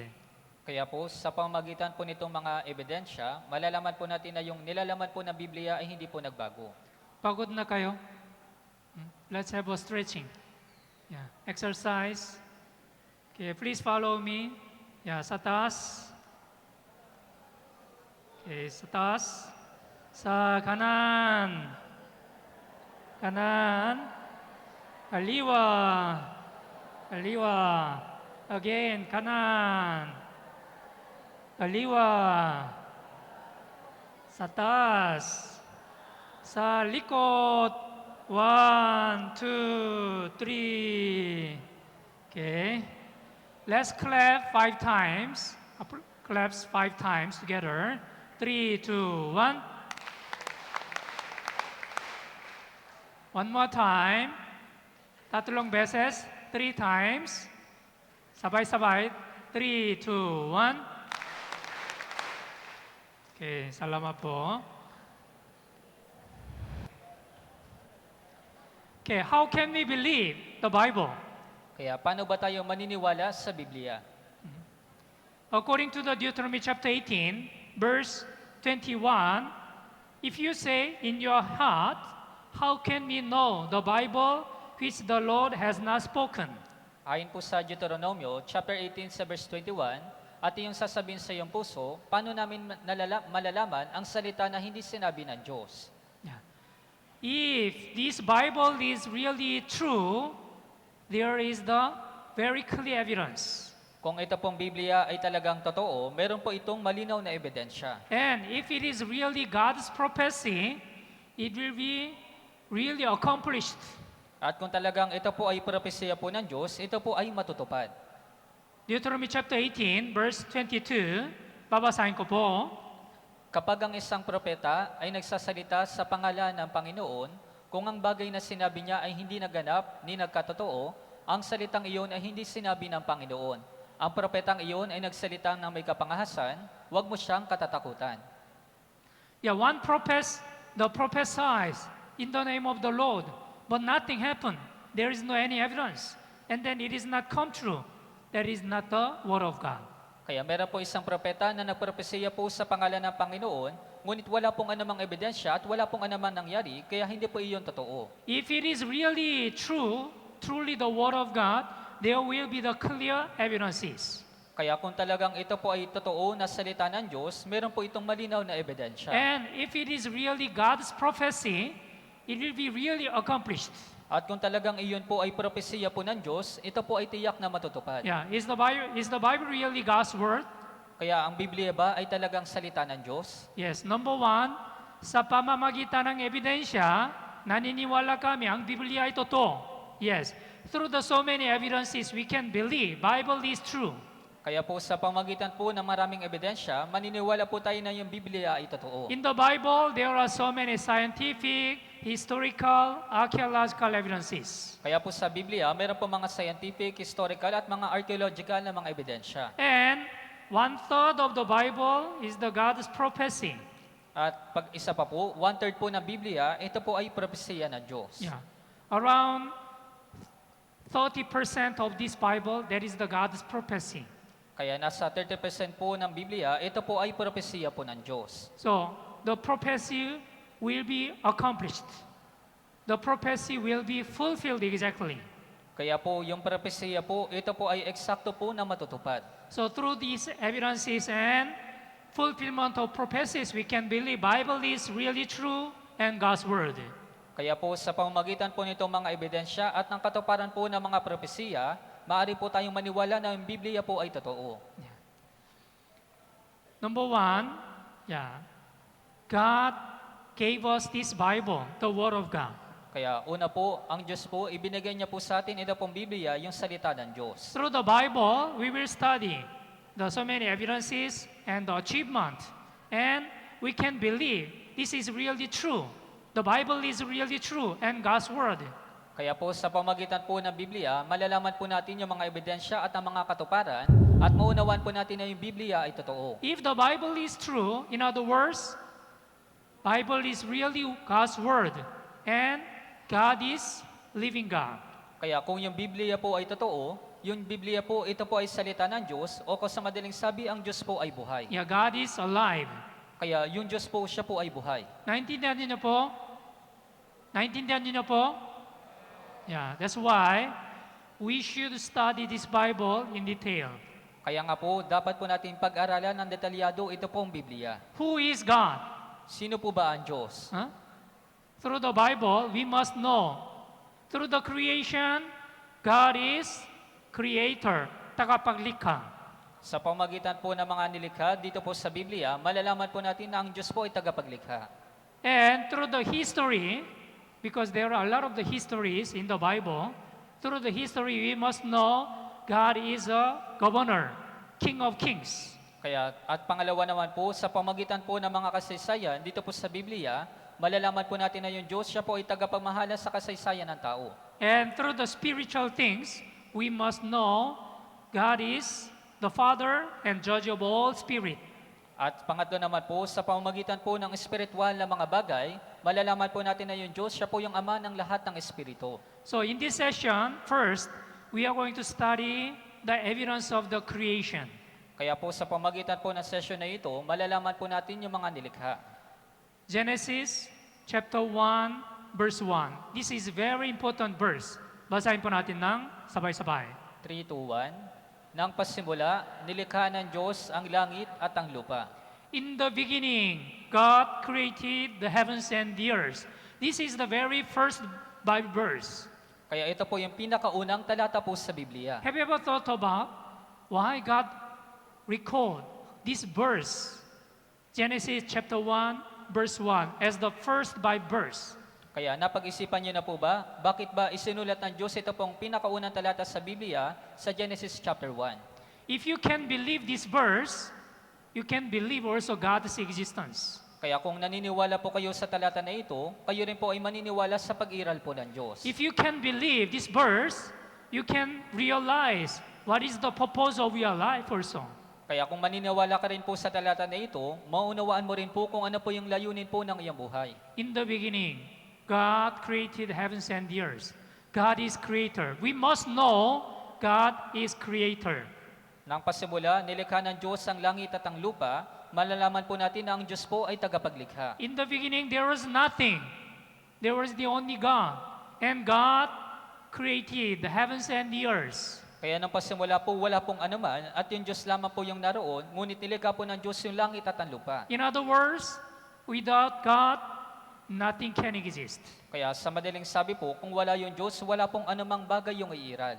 Without God, you cannot also exist. Kung wala po yung Diyos, hindi ka rin po iiral. Hebrews chapter 3, verse 4 says, For every house is built by someone, but he who built all things is God. Sinabi po sa Hebreo chapter 3 sa verse 4, sapagkat ang bawat bahay ay may nagtayo, subalit ang nagtayo ng lahat ng mga bagay ay ang Diyos. Here is the one engineer. Kaya dito po meron pong isang engineer. Engineer will design and he will construct a house. Kaya yung engineer po, siya po yung nagdidesenyo at nagtatayo po nitong bahay. If there is no constructor or if there is no engineer, how the house can be built? Kaya kung wala pong engineer o tagapagtayo po ng bahay, paano po maitatayo yung bahay? Yes, it is really true. Every house is built by someone. Opo, ito po ay totoo sapagkat ang bawat bahay ay may nagtayo. Let me ask you a question. What about the universe? Kaya meron po kong tanong sa inyo, paano naman po yung ating kalawakan? Is it happened by accident? Kaya nangyari po ba ito ng aksidente lamang? No. Bible says, in the beginning, God created heavens and the earth. Hindi po. Sinasabi po ng Biblia, nang pasimula nilikha ng Diyos ang langit at ang lupa. God is creator. Ang Diyos po ay tagapaglikha. God can explain how the heavens and the earth are created exactly in detail. Kaya yung Diyos po, ipinapaliwanag po niya, paano po nalikha yung langit at ang lupa ng detalyado. Job chapter 26, verse 7. Dito po sa Job, chapter 26, sa verse 7, Basahin po natin ng sabay-sabay. 3, 2, 1. Iniuunat niya ang hilaga sa ibabaw ng walang laman at ibinibitin ang daigdig sa kawalan. This Bible, it was written 3,500 years ago. Kaya ito pong Biblia na ito ay naisulat 3,500 years ago na po. This verse telling us two important things. Kaya ito pong talata na ito ay sinasabi po sa atin ito yung dalawang mahalagang bagay. Number one, God hangs the earth on nothing. Kaya una po, iniuunat po niya yung hilaga sa ibabaw ng walang laman. Yeah, nowadays it is common sense. The earth is floating in the universe. Kaya common sense na lamang po ito na sa panahon po natin na yung mundo po ito po ay nakalutang sa ibabaw ng sa But- kawalawakan. 3,500 years ago, how the people did know? God hangs the earth on nothing. Ngunit 3,500 years ago na po yung lumilipas, paano ba nalaman ng mga tao na yung daigdig po ay ibinibitin sa kawalan? Yeah, this is the God's word. Ito po ay salita po ng Diyos. And number two, he stretches out the north of empty space. At yung pangalawa po, iniunat niya yung hilaga sa ibabaw ng walang laman. Yeah, sa ibabaw ng walang laman. There is the empty space in northern sky. Northern sky. Kaya meron pong malaking espasyo doon po sa hilagan doon po sa bandang hilaga. Yeah, think about the structure of universe. Kaya pag-isipan niyo po yung struktura po ng universe. Human thoughts, no empty space. Sa pag-isip po ng tao, ito po ay kawalan. Because the scientists, they insist the universe was started from the Big Bang theory. Dahil yung mga scientists po, ipinipilit po nila na yung universe po ay nagsimula sa pamagitan ng Big Bang Theory. But what the Bible says, Job chapter 26 verse 7 says, there is empty space in the north. Ngunit ano pong sinasabi ng Biblia, sa Job chapter 26, sinasabi po, iniunat niya ang hilaga sa ibabaw ng walang laman. Yeah. Because God created heavens and the earth. Dahil nilikha po ng Diyos ang langit at ang lupa. What is true? Ano po ba yung totoo? Bible is true. It is proved. Ang Biblia po ay totoo, ito po ay napatunayan. Yeah, this is the Big Bang theory. One day in the universe, there was the great explosion, Big Bang. Kaya ito po yung Big Bang Theory, isang araw nagkaroon po ng malaking pagsabog. And that's why all the stars are scattered in the universe. Kaya nga po lahat po ng mga bituin ay naikalat po doon po sa universe. Can you find any empty space? Kaya nakikita niyo po ba yung walang laman? It looks like there is no any empty space. Kaya mukha po itong, hindi niyo po matatagpuan yung walang laman. But by the development of the telescope, they found out vast space, hole in the northern sky. Ngunit dahil po sa pagunlad po ng telescope, natagpuan po nila yung malaking butas, yung malaking walang laman doon po sa kalawakan. 1981, it was found by the scientists. Kaya noong 1981, ito po ay nagtagpuan ng mga Yeah. scientists. Vast hole in the space appears to defy theories. What theories? Big Bang theories. Kaya po yung walang laman doon po sa kalawakan, ito po ay natagpuan upang pawalang saysay po yung Big Bang Theory. Because according to the Big Bang theory, there should not be any empty space in the universe. Dahil ayon po doon sa Big Bang Theory, hindi po doon matatagpuan yung walang laman. But as the Bible says, there is the vast hole, empty space. Ngunit sinasabi po ng Biblia, meron pong malaking walang laman doon po sa kalawakan. The hole in the space is estimated to be 300 million light years. Kaya po yung espasyo po doon, yung walang laman, sinasabi po na 300 million light years po yung layo nito. Isaiah chapter 45, verse 18. Sa Isaías po, chapter 45 sa verse 18. Isaiah chapter 45, verse 18. Okay, basahin po natin ng sabay-sabay. 3 to 1.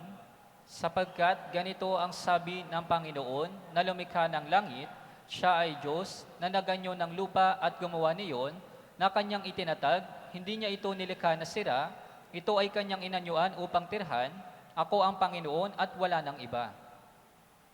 God formed the earth and God made it. And God did not create it in vain, who formed to be inhabited. Kaya nilikha po ng Diyos ang lupa at ito po ay kanyang tinatag upang tirahan. Yeah, the cloth of the earth. Kaya ito po yung damit po ng ating mundo. Human thought, no need.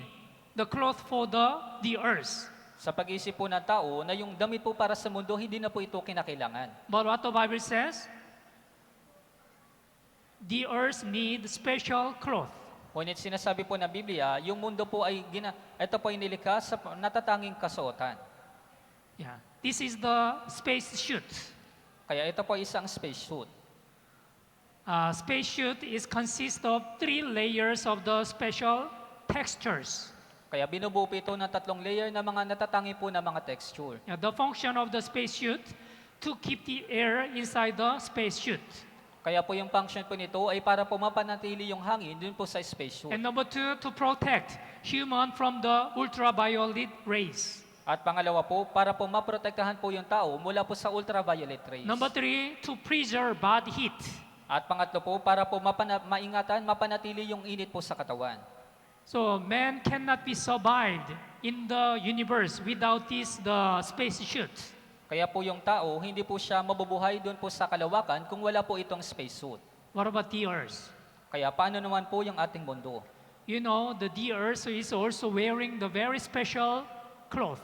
Alam niyo po ba na yung mundo po natin, meron din po itong suot na natatanging kasuotan. Job chapter 38 verse 9, basahin po natin ng sabay-sabay. 3 to 1, nang gawin ko ang mga ulap na bihisan niyon at ang malalim na kadiliman na pinakabalot niyon. Yeah. When I made the cloud, its garment, and the thick darkness, its swaddling band. What is the garment and the swaddling band? Kaya ano po ito pong kadiliman at ito pong kasuotan. Yeah, blue sky, cloud, we call this garment. And thick darkness, black sky, we call this swaddling band. Kaya narito po yung ulap, at ito po yung kasuotan, at naroon naman po yung makapal na kadiliman. Yeah, if you look at the baby, first baby is wearing the garments, and baby is surrounded by the swaddling band. Kaya kung titingnan po ninyo yung baby, siya po ay meron po siyang suot na sa kasuotan.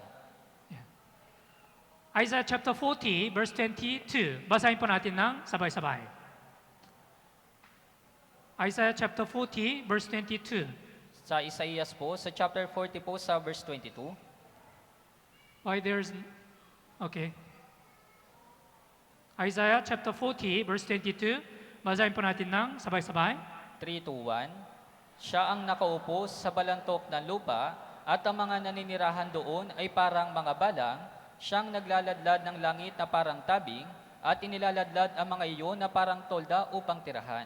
Yeah, he stretches out the heavens like a canopy. He spreads them out like a tent to live in. When the weather is very hot, yeah, we need to install the canopy or tent to protect ourselves.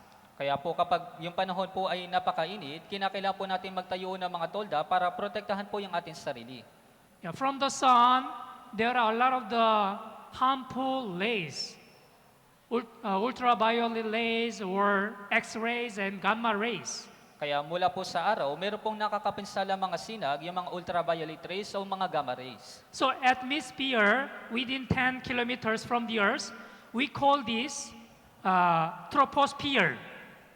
Kaya magmula po dun sa atmosphere, mula po sa ating mundo na 10 kilometers, tinatawag po itong troposphere. It is like a cloth. Kaya para po itong kasuotan. And the second layer, it is like a canopy. At yung pangalawang layer naman po, ito po ay parang tabing. Yeah, between 10 kilometer and the 50 kilometers of the Earth, we call this ozone layer. Kaya sa pagitan po ng 10 kilometer at 50 kilometer, tinatawag po natin ito na ozone layer. And beyond the atmosphere, we call this EM field, swaddling band, like a tent. At doon naman po sa itaas po ng atmosphere, tinatawag po itong EM field o kaya naman po yung tinatawag po itong tolda o yung nakabalot. Yeah, so, the Earth is also wearing very special cloth. Kaya po yung mundo po natin ay meron din po itong suot na natatanging kasuotan. Yeah, so we can understand the Earth is created to be inhabited. Kaya maunawaan po natin na yung mundo po ay nilikha upang tirahan. According to Bible, Genesis chapter 1, there is the 6 days creation. Ayon po sa Biblia, doon po sa Genesis, meron pong 6 po na araw na paglikha. Yeah, the light, the sky, land, the sea, plant, sun, moon, stars, sea creatures, bird, animals, man, and woman. Kaya yung liwanag, yung ulap, yung lupa, yung dagat, yung mga halaman, yung mga araw, yung buwan, yung mga nilikha po sa tubig, at yung mga hayop at yung mga lalaki at babae. Yeah. Romans chapter 1, verse 20. Dito po sa Roma, chapter 1, sa verse 20, Okay, basahin po natin ng sabay-sabay. 3 to 1, mula pa ng likhain ng sanlibutan, ang kanyang walang hanggang kapangyarihan at pagka-Diyos, bagaman hindi nakikita, ay naunawaan at nakita sa pamamagitan ng mga bagay na kanyang ginawa upang wala silang maidadahilan. Yes, here, Romans chapter 1, verse 20 says, if you look at the God's creation, for example, small flowers or bird or any kind of the fishes. There is the invisible attributes of God clearly seen. Kaya po, ayon po sa Roma chapter 1 sa verse 20, kung pagmamasdan mo po yung mga maliliit na bulaklak o ng mga isda, yung mga nilikha na gaya po ng isda, makikita po ninyo yung katangian po ng Diyos. So no one can excuse, I did not know there is God. Kaya wala po sino man yung maaring magdahilan, hindi ko nakilala yung Diyos. Because God revealed Himself through God's creation. Dahil ipinahayag po ng Diyos yung kanyang sarili sa pamamagitan po ng mga nilikha. Here, beautiful flower. Kaya dito po meron pong magandang bulaklak. So, what about this flower? Is it happened by accident?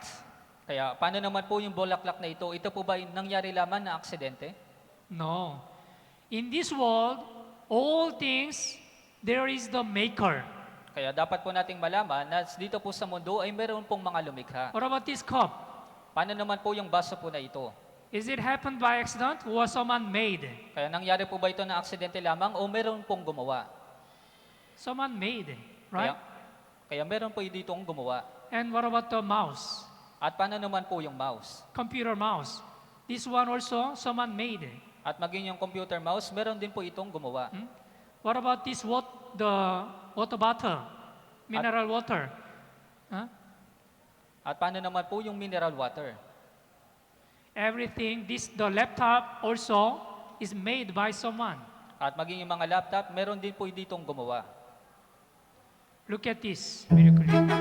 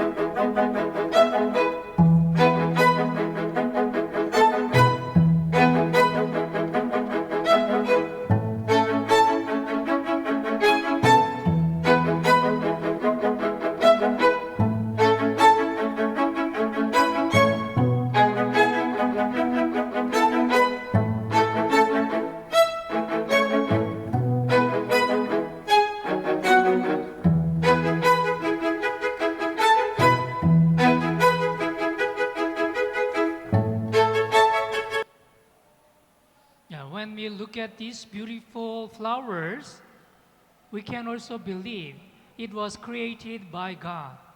Kaya po kung pagmamasdan din po natin yung mga ganitong magagandang bulaklak, malalaman po natin na ito po ay nilikha ng Diyos. Yes, God is the greatest artist. Kaya po yung Diyos po, siya po yung pinakamagaling na gumawa. Yeah, look at, here are some seed and flower. Kaya dito po, meron po dito mga natatanging bulaklak. Who can put this sunflower on this small seed? Kaya sino po ba yung kayang maglagay nito pong buto dito po sa bulaklak na ito? When you plant a small seed, it will be sprout and it will grow and it will become the sunflower.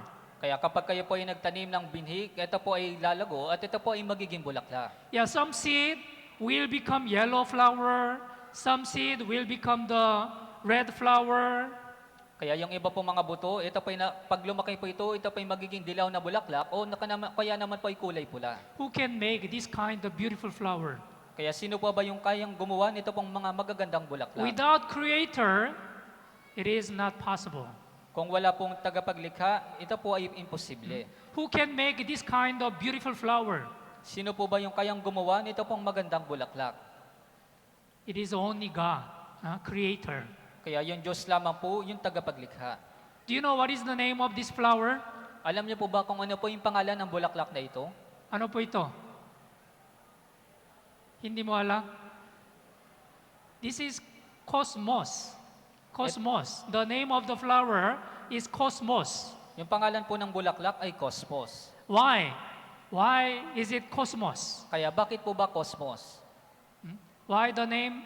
Why this flower has the name cosmos? Kaya bakit po ba yung pangalan nito pong bulaklak ay cosmos? If you look at inside, you will come to know there are so many stars.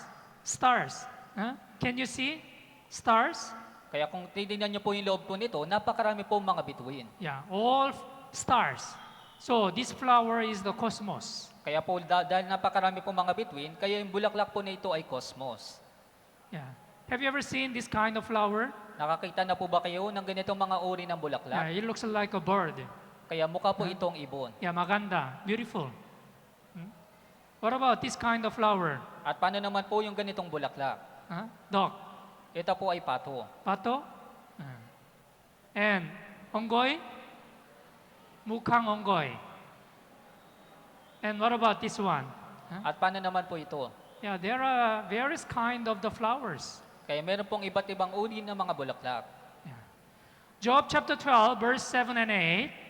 Sa Job po, chapter 12, sa verse 7 hanggang 8, Basahin po natin ng sabay-sabay. 3, 2, 1. Ngunit ngayon tanungin mo ang mga hayop at tuturuan kanila ang mga ibon sa impapawid at kanilang sasabihin sa lupa o ang mga isda sa dagat ay magpapahayag sa iyo. Yeah, not only the plants, but also animals. So ask the beast, they will teach you. Bird of the air, they will tell you. And the fishes of the sea, they will explain to you what? God created all these things. Kaya po, sinabi po dito, ngayon tanungin mo ang mga hayop at tuturuan kanila o ang mga isda sa dagat ay magpapahayag sa iyo. Kaya ano po yung papahayag nila? Na yung Diyos po yung lumikha ng lahat ng mga bagay. If you read the Genesis chapter 1, God created the fishes according to its kind. God created bird according to its kind. God created animals according to its kind. Kaya kung titingnan po ninyo sa Genesis chapter 1, nilikha po ng Diyos yung mga isda ayon po sa kanilang uri, at yung mga ibon po sa impapawid ayon sa kanilang uri, at maging yung mga hayop ayon po sa kanilang uri. According to the evolution theory, our ancestor is the monkey, unggoy. Ayon po doon sa evolution theory, yung ninuno po natin ay doon po sa unggoy. Do you believe your ancestor is a monkey? Naniniwala ka po ba na yung ninuno mo ay unggoy? No, that is not true. Hindi po iyon totoo. Man is created by God. Ang tao po, ito po ay nilikha ng Diyos. Here is the one, the bird. This name of the bird is the Rapel's vulture. Kaya dito po meron po isang ibon, yung pangalan po nito ay Rapel vulture. It's kind of the eagle. This bird can fly, highest flying bird. Kaya ito pa isang uri ng agila at ito pong ibon na ito, kaya po nitong lumipad ng napakataas. How many meters this bird can fly? Can Kaya- you imagine? Kaya ilang metro po yung kayang liparin nito pong ibon. How many meters will be possible? Kaya ilang metro po ba yung magiging posible dito? 1,000 meter? 2,000 meters? 1,000 metro o 2,000 metro? According to the scientists, this Rapel can fly more than 11,000 meters. Ayon po sa mga scientists, ito pong uri po ng agila na ito, kaya po nitong lumipad ng higit sa 11,000 na metro. This is the highest flying bird in the world. Confirm that 11,300 meters above sea level. Kaya napatunayan po na ito pong ibon, ito po yung pinakamataas na uri ng ibon na lumilipad sa mundo at kaya po nitong lumipad ng 11,300 meters. Actually, this is the same altitude. Rapel vulture can fly over same as altitude of international flight. Sa katunayan po, kaparehas po ng altitude po ng international air flight, yung paglipad po nito pong Rapel vulture. Can you imagine? When you go abroad, you will ride the airplane. The international airplane can fly almost the 11,000 meters Kaya kapag ikaw po ay nag-abroad, kapag sumakay ka po sa aeroplano, lumilipad po ito sa 11,000 meters na altitude. But this Rapel vulture can fly above the same altitude. Pero ito pong Rapel vulture, kaya din po nitong lumipad ng pareho ng altitude. It is really amazing. Kaya talagang ito po ay nakakamangha. And I will show you one video clip. Crow, it is really smart bird. Kaya't meron din po kang ipapakita sa inyo na uri po ng ibon na yung uwak po ito po ay talagang natatangi. Video clips. Everyone knows crows are smart. They recognize faces, they can make and use tools. Crows But can how use smart? the And how do tools. they learn? Kaya yung mga uwak po, kaya po That's nilang where one of Aesop's fables gumamit ng mga kagamitan. It's the one about a thirsty crow that dropped stones in a pitcher in order to raise the water level so it was high enough to get a drink. Seems unlikely. But, in fact, experiments have shown that New Caledonian crows, once they're trained to pick up and drop stones, which is not something they do a lot in the wild, can figure out this problem pretty quickly. They use the stones to raise the water level to get a piece of floating food. Some other kinds of birds can do this too, and humans, once they reach about age 5. In this latest set of experiments, the crows showed some new tricks. They picked out sinking over floating objects to raise the water level, and solid over hollow objects. They didn't do well with wide versus narrow tubes, and if part of the whole tube apparatus was hidden, then they weren't able to figure it out. So it seems that crows really need to see the cause and effect in order to understand the problem. What's the moral of the story? More research is needed, of course, in order to figure out exactly how crows learn and think.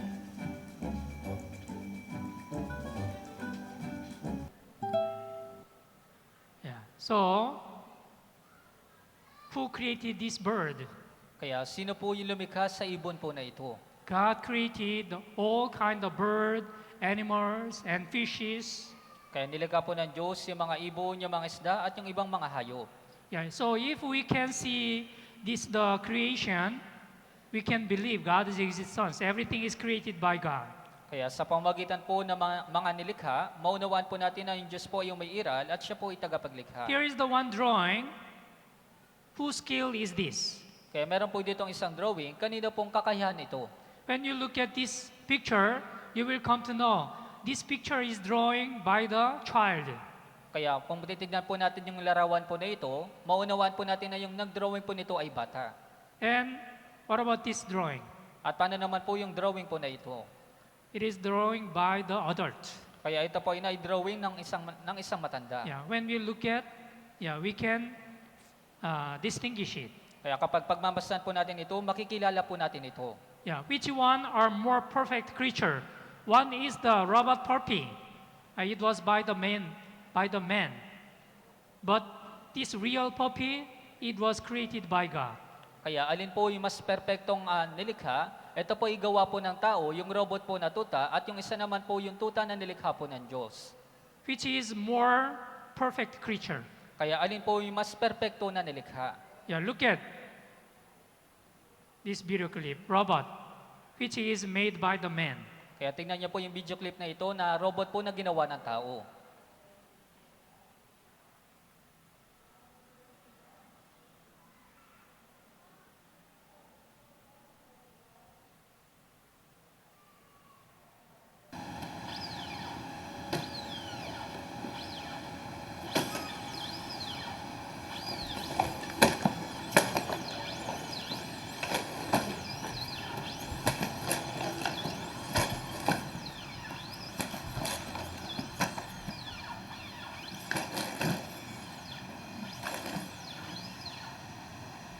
Yeah, this is man-made robot. Kaya po ito po ay gawang tao na ito po ay robot. But what about this? God created man. Ngunit paano naman po na itong tao na nilikha po ng Diyos?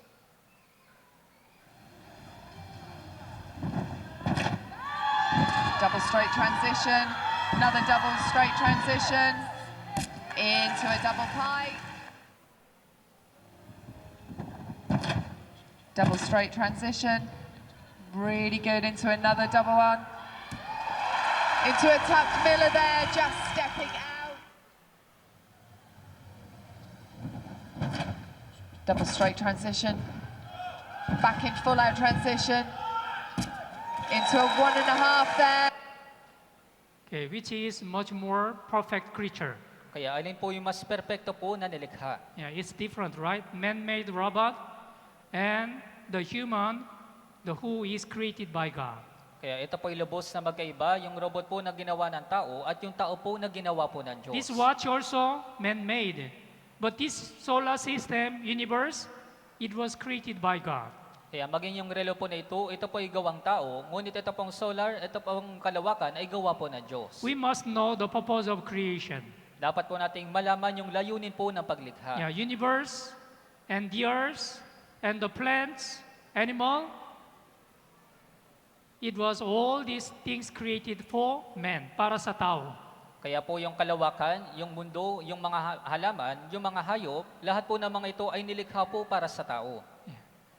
So if you study the Bible, you will come to know plants and animal are created for animal. Kaya po kung pag-aaralan po ninyo yung Biblia, na yung halaman at yung mga halaman ay nilikha po para sa mga hayop. And plants and animal are created for man. At yung mga halaman at hayop ay nilikha po para sa tao. And why God created man? At bakit ba nilikha ng Diyos ang tao? Man is created for God. Ang tao po ay nilikha po para sa Diyos. So who am I? Kaya sino ako? Awit 139, verse 13, 14. Sawit po 139 sa verse 13 at 14. Okay, basahin po natin ng sabay-sabay.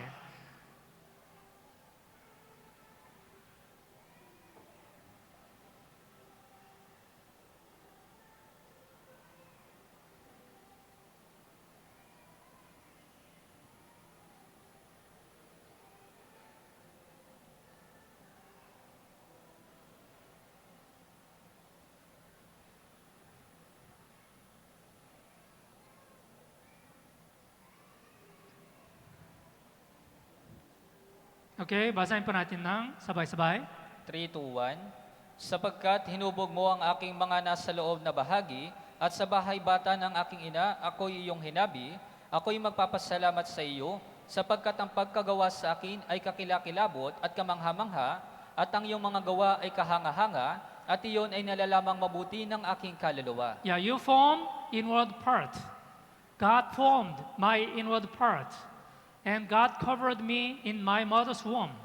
Kaya po yung Diyos, sinubog niya po tayo sa mga loob na bahagi, at sa bahay bata ng aking ina, ako'y iyong hinabi. That's why I will praise you, for I am fearfully and wonderfully made. Kaya nga ako yung magpapasalamat sa iyo sapagkat ang pagkagawa sa akin ay kakilakilabot at kamangha-mangha. Yeah, when we look at our physical body, it is also wonderful and amazing. Kaya kung titingnan po natin yung ating pisikal na katawan, ito rin po ay maganda at kahanga-hanga. Genesis chapter 1, verse 26 and 27. Sa Basahin po natin ng sabay-sabay. 3, 2, 1, sinabi ng Diyos, lalangin natin ang tao sa ating larawan, ayon sa ating wangis, at magkaroon sila ng pamamahala sa mga isda sa dagat, sa mga ibon sa himpapawid, sa mga hayop sa buong lupa, at sa bawat gumagapang sa ibabaw ng lupa, kaya't nilalang ng Diyos ang tao ayon sa kanyang sariling larawan, ayon sa larawan ng Diyos siya nilalang, sila'y kanyang nilalang na lalaki at babae. Why man is precious? Why man is valuable? Kaya bakit po ba yung tao, sila po ay mahalaga? Because we were created according to God's image. Dahil tayo po ay nilikha ayon po sa larawan ng Diyos. Yeah, here, Genesis chapter 1, verse 26. Let us make man in our image, according to our likeness. Kaya dito po sa Genesis chapter 1 sa verse 26, lalangin natin ang tao sa ating larawan. What is the God's image? That is the spirit. We were created according to the God's image. It means we have received the God's spirit. Ano po ba yung larawan ng Diyos? Ang Diyos po ay espiritu, kaya nilikha po ng Diyos yung tao ayon sa kanyang sariling larawan. Ibig sabihin tayo po ay nilikha na mayroong espiritu. So, if you read the Genesis chapter 1 and chapter 2, the first man, Adam, how the first man, Adam, was created. Kaya kung titingnan po ninyo sa Genesis chapter 1 at sa chapter 2, malalaman po ninyo kung paano po nilikha yung unang tao na si Adan, paano po siya nilikha ng Diyos. Yeah, we were created according to the God's image. Tayo po ay nilikha ayon po sa larawan ng Diyos. Yeah, we have received the spirit. Tayo po ay tumanggap ng espiritu. Yeah, so, Genesis chapter 2 verse 7, babasahin ko po. At nilalang ng Panginoon Diyos ang tao mula sa alabok ng lupa at tiningahan ang mga butas ng kanyang ilong ng hininga ng buhay at ang tao ay naging buhay na kaluluwa. Yeah, God formed the first man Adam from the dust of the ground. Kaya po nilikha po ng Diyos si Adan mula po sa alabok ng lupa. Our body came from the dust. That's why we shall die. When we die, we shall return to the dust. Kaya po yung katawan po natin ay nagmula po sa alabok, kaya kapag tayo po ay namatay, ito po ay babalik sa alabok. So, Bible says, Awit 103 verse 14, he remembered that we are dust. Kaya po ayon po sa Awit 103 sa verse 14, naalala niya na tayo ay alabok. And Genesis chapter 3 verse 19, for dust you are, and to dust you will return. At ayon po sa Genesis chapter 3 sa verse 19, sapagkat sa alabok ka nagmula at sa alabok ka babalik. Our body came from the dust, and when we die, we will buried on the ground, and we shall be returned to dust. Kaya yung katawan po natin ay nagmula po sa alabok. Kapag tayo po ay namatay, yung ating pong katawan ay ililibing sa lupa at ito po ay babalik sa alabok. Why we are precious? Because of the Spirit. Bakit po ba tayo mahalaga? Dahil meron po tayong espiritu. 1 Thessalonians chapter 5 verse 23. Basahin po natin ng sabay-sabay.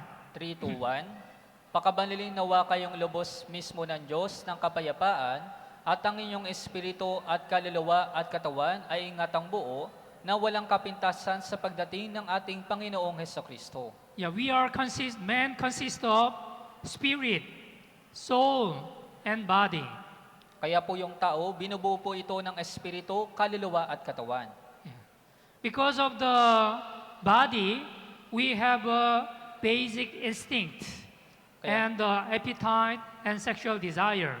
Kaya dahil po sa ating katawan, meron po tayong mga basic na instinct at meron po tayong pagnanasa. Yeah, this desire from our flesh body. Kaya yung pagnanasa po nito ay nagmumula po sa ating katawan. And also we have a desire from the soul to get the knowledge, emotion, and will. At mula naman po sa ating kaluluwa, meron po itong kaalaman, emosyon at kalooban. And we have a spirit. That's why we have a spiritual desire. At meron po tayong espiritu, kaya nga meron po tayong espiritual na pagnanais. What is the spiritual desire? Ano po itong espiritual na pagnanais? Number one, religious mind. Una po yung relihiyosong isipan. Yeah, if you see any kind of the men who are living in the jungle of Amazon or Africa, although they are not educated, they are serving God. Kaya kung pagmamasan po ninyo yung mga tao sa Amazon, sa Africa, kahit na wala po silang pinag-aralan, ngunit sila po ay nananalangin sa Diyos. But the animal is different. Animal does not have any spirit. They don't have the religious mind. Ngunit ang hayop po, ito po ay naiiba, wala po silang espiritu, wala po silang relihiyosong isipan. Have you ever seen any kind of dog or cat who can pray to God? Kaya nakakita na po ba kayo ng aso o ng pusa na nananalangin sa Diyos? They do not know how to pray to God. Hindi po nila alam kung paano po manalangin sa Diyos. Because the animal does not have the spiritual, animal had any spiritual desire, religious mind. Dahil yung mga hayop po, wala po silang espiritual na kaisipan o relihiyosong isipan. And also we have a conscience. At meron din po tayong konsensya. When you commit sin, you may feel guilty because of the conscience. Kapag nakagawa ka po ng kasalanan, nakakaramdam ka po ng guilty dahil po sa kasalanan. And also we are yearning for the eternity. At tayo po ay nagnanais ng walang hanggan. Our physical life is 70 or 80 years, but our spirit lives forever. Ang ating pong pisikal na buhay ay 70 taon o 80 taon, ngunit yung ating pong espiritu ay mabubuhay magpakailanman. Yeah. Job chapter 19, verse 26. Sa Job po, chapter 19 sa verse 26, Okay, basahin po natin ng sabay-sabay. 3:1, pagkatapos na masira ng ganito ang aking balat, gayon may makikita ko ang Diyos sa aking laman. Yeah. And after my skin has been destroyed, yet in my flesh I shall see God. I will see God. Someday, our spirit will come out our body when you die. Kaya balang araw po, yung ating pong espiritu ay lalabas po mula po sa ating katawan. So, we should know death is not the end. After death, there will be another life. Kaya dapat po nating malaman na yung kamatayan po, hindi pa po ito yung katapusan, kundi pagkatapos ng kamatayan ay meron pong kabilang buhay. This is very famous book, bestseller. Kaya dito po ay merong isang aklat na ito po yung pinakamabenta. Yeah, title is Life After Life. Kaya yung pamagat po nito ay buhay pagkatapos ng buhay. Death is not the end. After death, there will be another life. Ang kamatayan po, hindi pa po ito yung katapusan, kundi pagkatapos sa kamatayan ay meron pang kabilang buhay. So while we are living in this world, we should be ready. We should be prepared. Kaya habang tayo po ay nabubuhay pa dito sa mundo, dapat po tayo na maging handa. There are so many people who experience near-death experience. Maraming tao po yung nakaranas ng near-death experience. We call this NDE. NDE, near-death experience. Kaya tinatawag po natin ito na NDE o yung near-death experience. Yeah, they died, and then they experienced their death, and then they lived again. Kaya sila po ay namatay at naranasan po nila yung kanilang kamatayan, ngunit muli po silang nabuhay. Through their testimony, we can believe death is not the end. After death, there will be another life. Sa pamamagitan po ng kanilang patotoo, maunawaan po natin na yung kamatayan, hindi pa po ito yung wakas, kundi meron pa pong kabilang buhay pagkatapos ng kamatayan. Look at this. In 1994, I was at a family gathering. Unfortunately, it was during a storm that I was not aware of. I had the phone right about here when the phone station that I was in got struck by lightning. I saw a big flash of light come out of the phone, and it hit me in the face. And she got right down to me and then ran by. And I thought, well, that's pretty strange. And I turned to see where she was going, and when I looked back, I saw my body was on the ground. Oh shit, I'm dead. I saw her getting down on her knees to do CPR. And I could see them, I could hear them, but they couldn't see me or hear me, and I tried calling to them. Years ago, when I worked in a different hospital, I went to see a patient of mine who had been involved in his resuscitation about a week earlier. And I went to see him, and as I approached him, he clearly recognised me, and he said to me, how are you doing? And I remember saying, sorry, how do you know me? And he said, you were at my cardiac arrest. And he began to tell his story of what he saw, and he remembers my face, and he remembers what everybody was doing. And at that time, it struck me as being somewhat odd. Interesting, though, is that we have found that consistently, through different studies by different researchers, that at least 10 to 20% of people who've died and been brought back to life again will recall very specific accounts that suggest that their mind and consciousness may have continued functioning and working even though they had died and their brain had shut down. They had a flat line on the brain was not working. Yeah, so through this testimony of the ND people, we can understand death is not the end. There will be another life after death. Kaya po sa pamagitan po ng mga patotoo na nakaranas nito pong NDE, maunawaan po natin na yung kamatayan, hindi pa po ito yung wakas, kundi meron pa pong kabilang buhay pagkatapos ng kamatayan. We have a body. Kaya meron po tayong katawan. Our body will return to dust when we die. Yung katawan po natin ay babalik po sa alabok kapag tayo po ay namatay. But we also have a spirit. Ngunit meron din po tayong espiritu. Our spirit will go to God. Yung espiritu po natin ay babalik po sa Diyos. And there will be God's judgment. At mayroon pong paghuhukom ng Diyos. Here, from here to where? We are from the dust. Our body came from the dust. Kaya yung tayo po ay nagmula sa alabok at yung katawan po natin ay babalik po sa alabok. And we shall return to dust. At tayo po, balang araw tayo po ay babalik sa alabok. And our spirit came from God. At yung espiritu po natin ay nagmula po sa Diyos. And after this, our spirit shall return to God. At pagkatapos daw ng kamatayan, yung ating pong espiritu ay babalik po sa Diyos. And there will be the God's judgment. At pagkatapos, mayroon pong paghuhukom ng Diyos. Hebrews chapter 9, verse 27, basahin po natin ng sabay-sabay. 3, 2, 1. Yamang itinakda sa mga tao ang mamatay na minsan, at pagkatapos nito ay ang paghukom. Yeah. And as it is appointed for a man to die once, but after this, the judgment.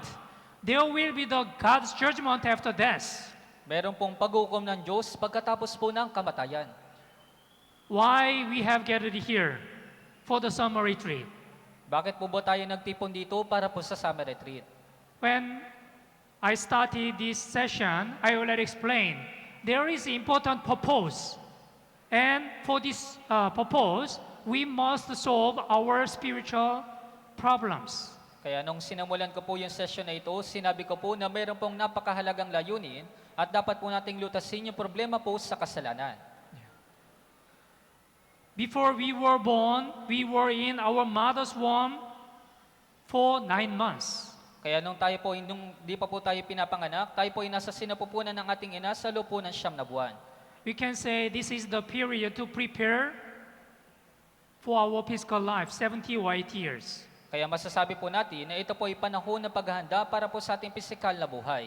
And while we are living in this world, 70 or 80 years, we must be prepared for our eternal life.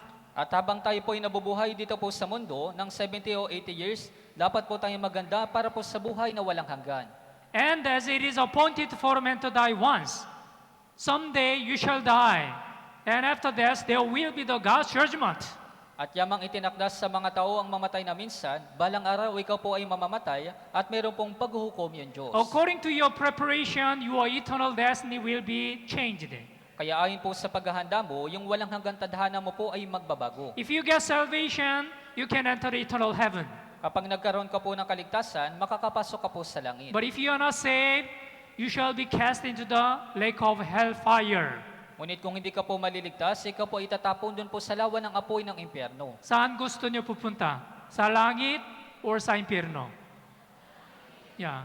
Lahat ng tao gusto pupunta sa langit. But if you are not saved, you cannot enter the heaven.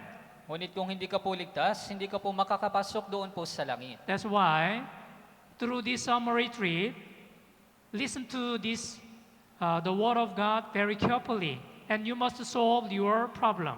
Kaya nga po sa pamagitan po nitong summer retreat, dapat po kayong makinig na mabuti sa salita po ng Diyos at malutas po yung spiritual na problema. So, this is the first session. After dinner, we will continue the second session. Kaya po ito po yung ating unang session at pagkatapos po ng hapunan ay magpapatuloy po tayo sa ikalawang session. Okay, let's all pray. Tayo pong lahat po ay manalangin. Holy and merciful our Heavenly Father God, thank you for giving us this wonderful chance to listen to your word. Banal at mahabaging Amang Diyos, maraming salamat po sa pagbibigay po sa amin ito pong mahalagang pagkakataon upang makapakinig po ng iyong salita. We are studying this Bible through this summer retreat. Sama-sama po namin pinag-aralan ito pong Biblia sa pamamagitan po nitong summer retreat. Lord, there are many the newcomers who are not saved yet. Panginoon, marami pa pong mga baguhan ang hindi pa po naliligtas. Please have mercy on them and please help them to realize what is the real salvation. Pakiusap, mahabag ka po sa kanila at tulungan niyo po sila na maunawaan kung ano po ang tunay na kaligtasan. From the beginning of this summer retreat until the end, the Holy Spirit is with us and guide us. Magpasimula po hanggang sa matapos ang summer retreat po na ito, ang banal na Espiritu nawa ang tumulong at kumilos po sa amin. In the name of our Lord Jesus Christ, we pray. Ito po yung aming dinadalangin sa pangalan po ng Panginoong Hesukristo. Amen. Amen. Okay, maraming salamat po.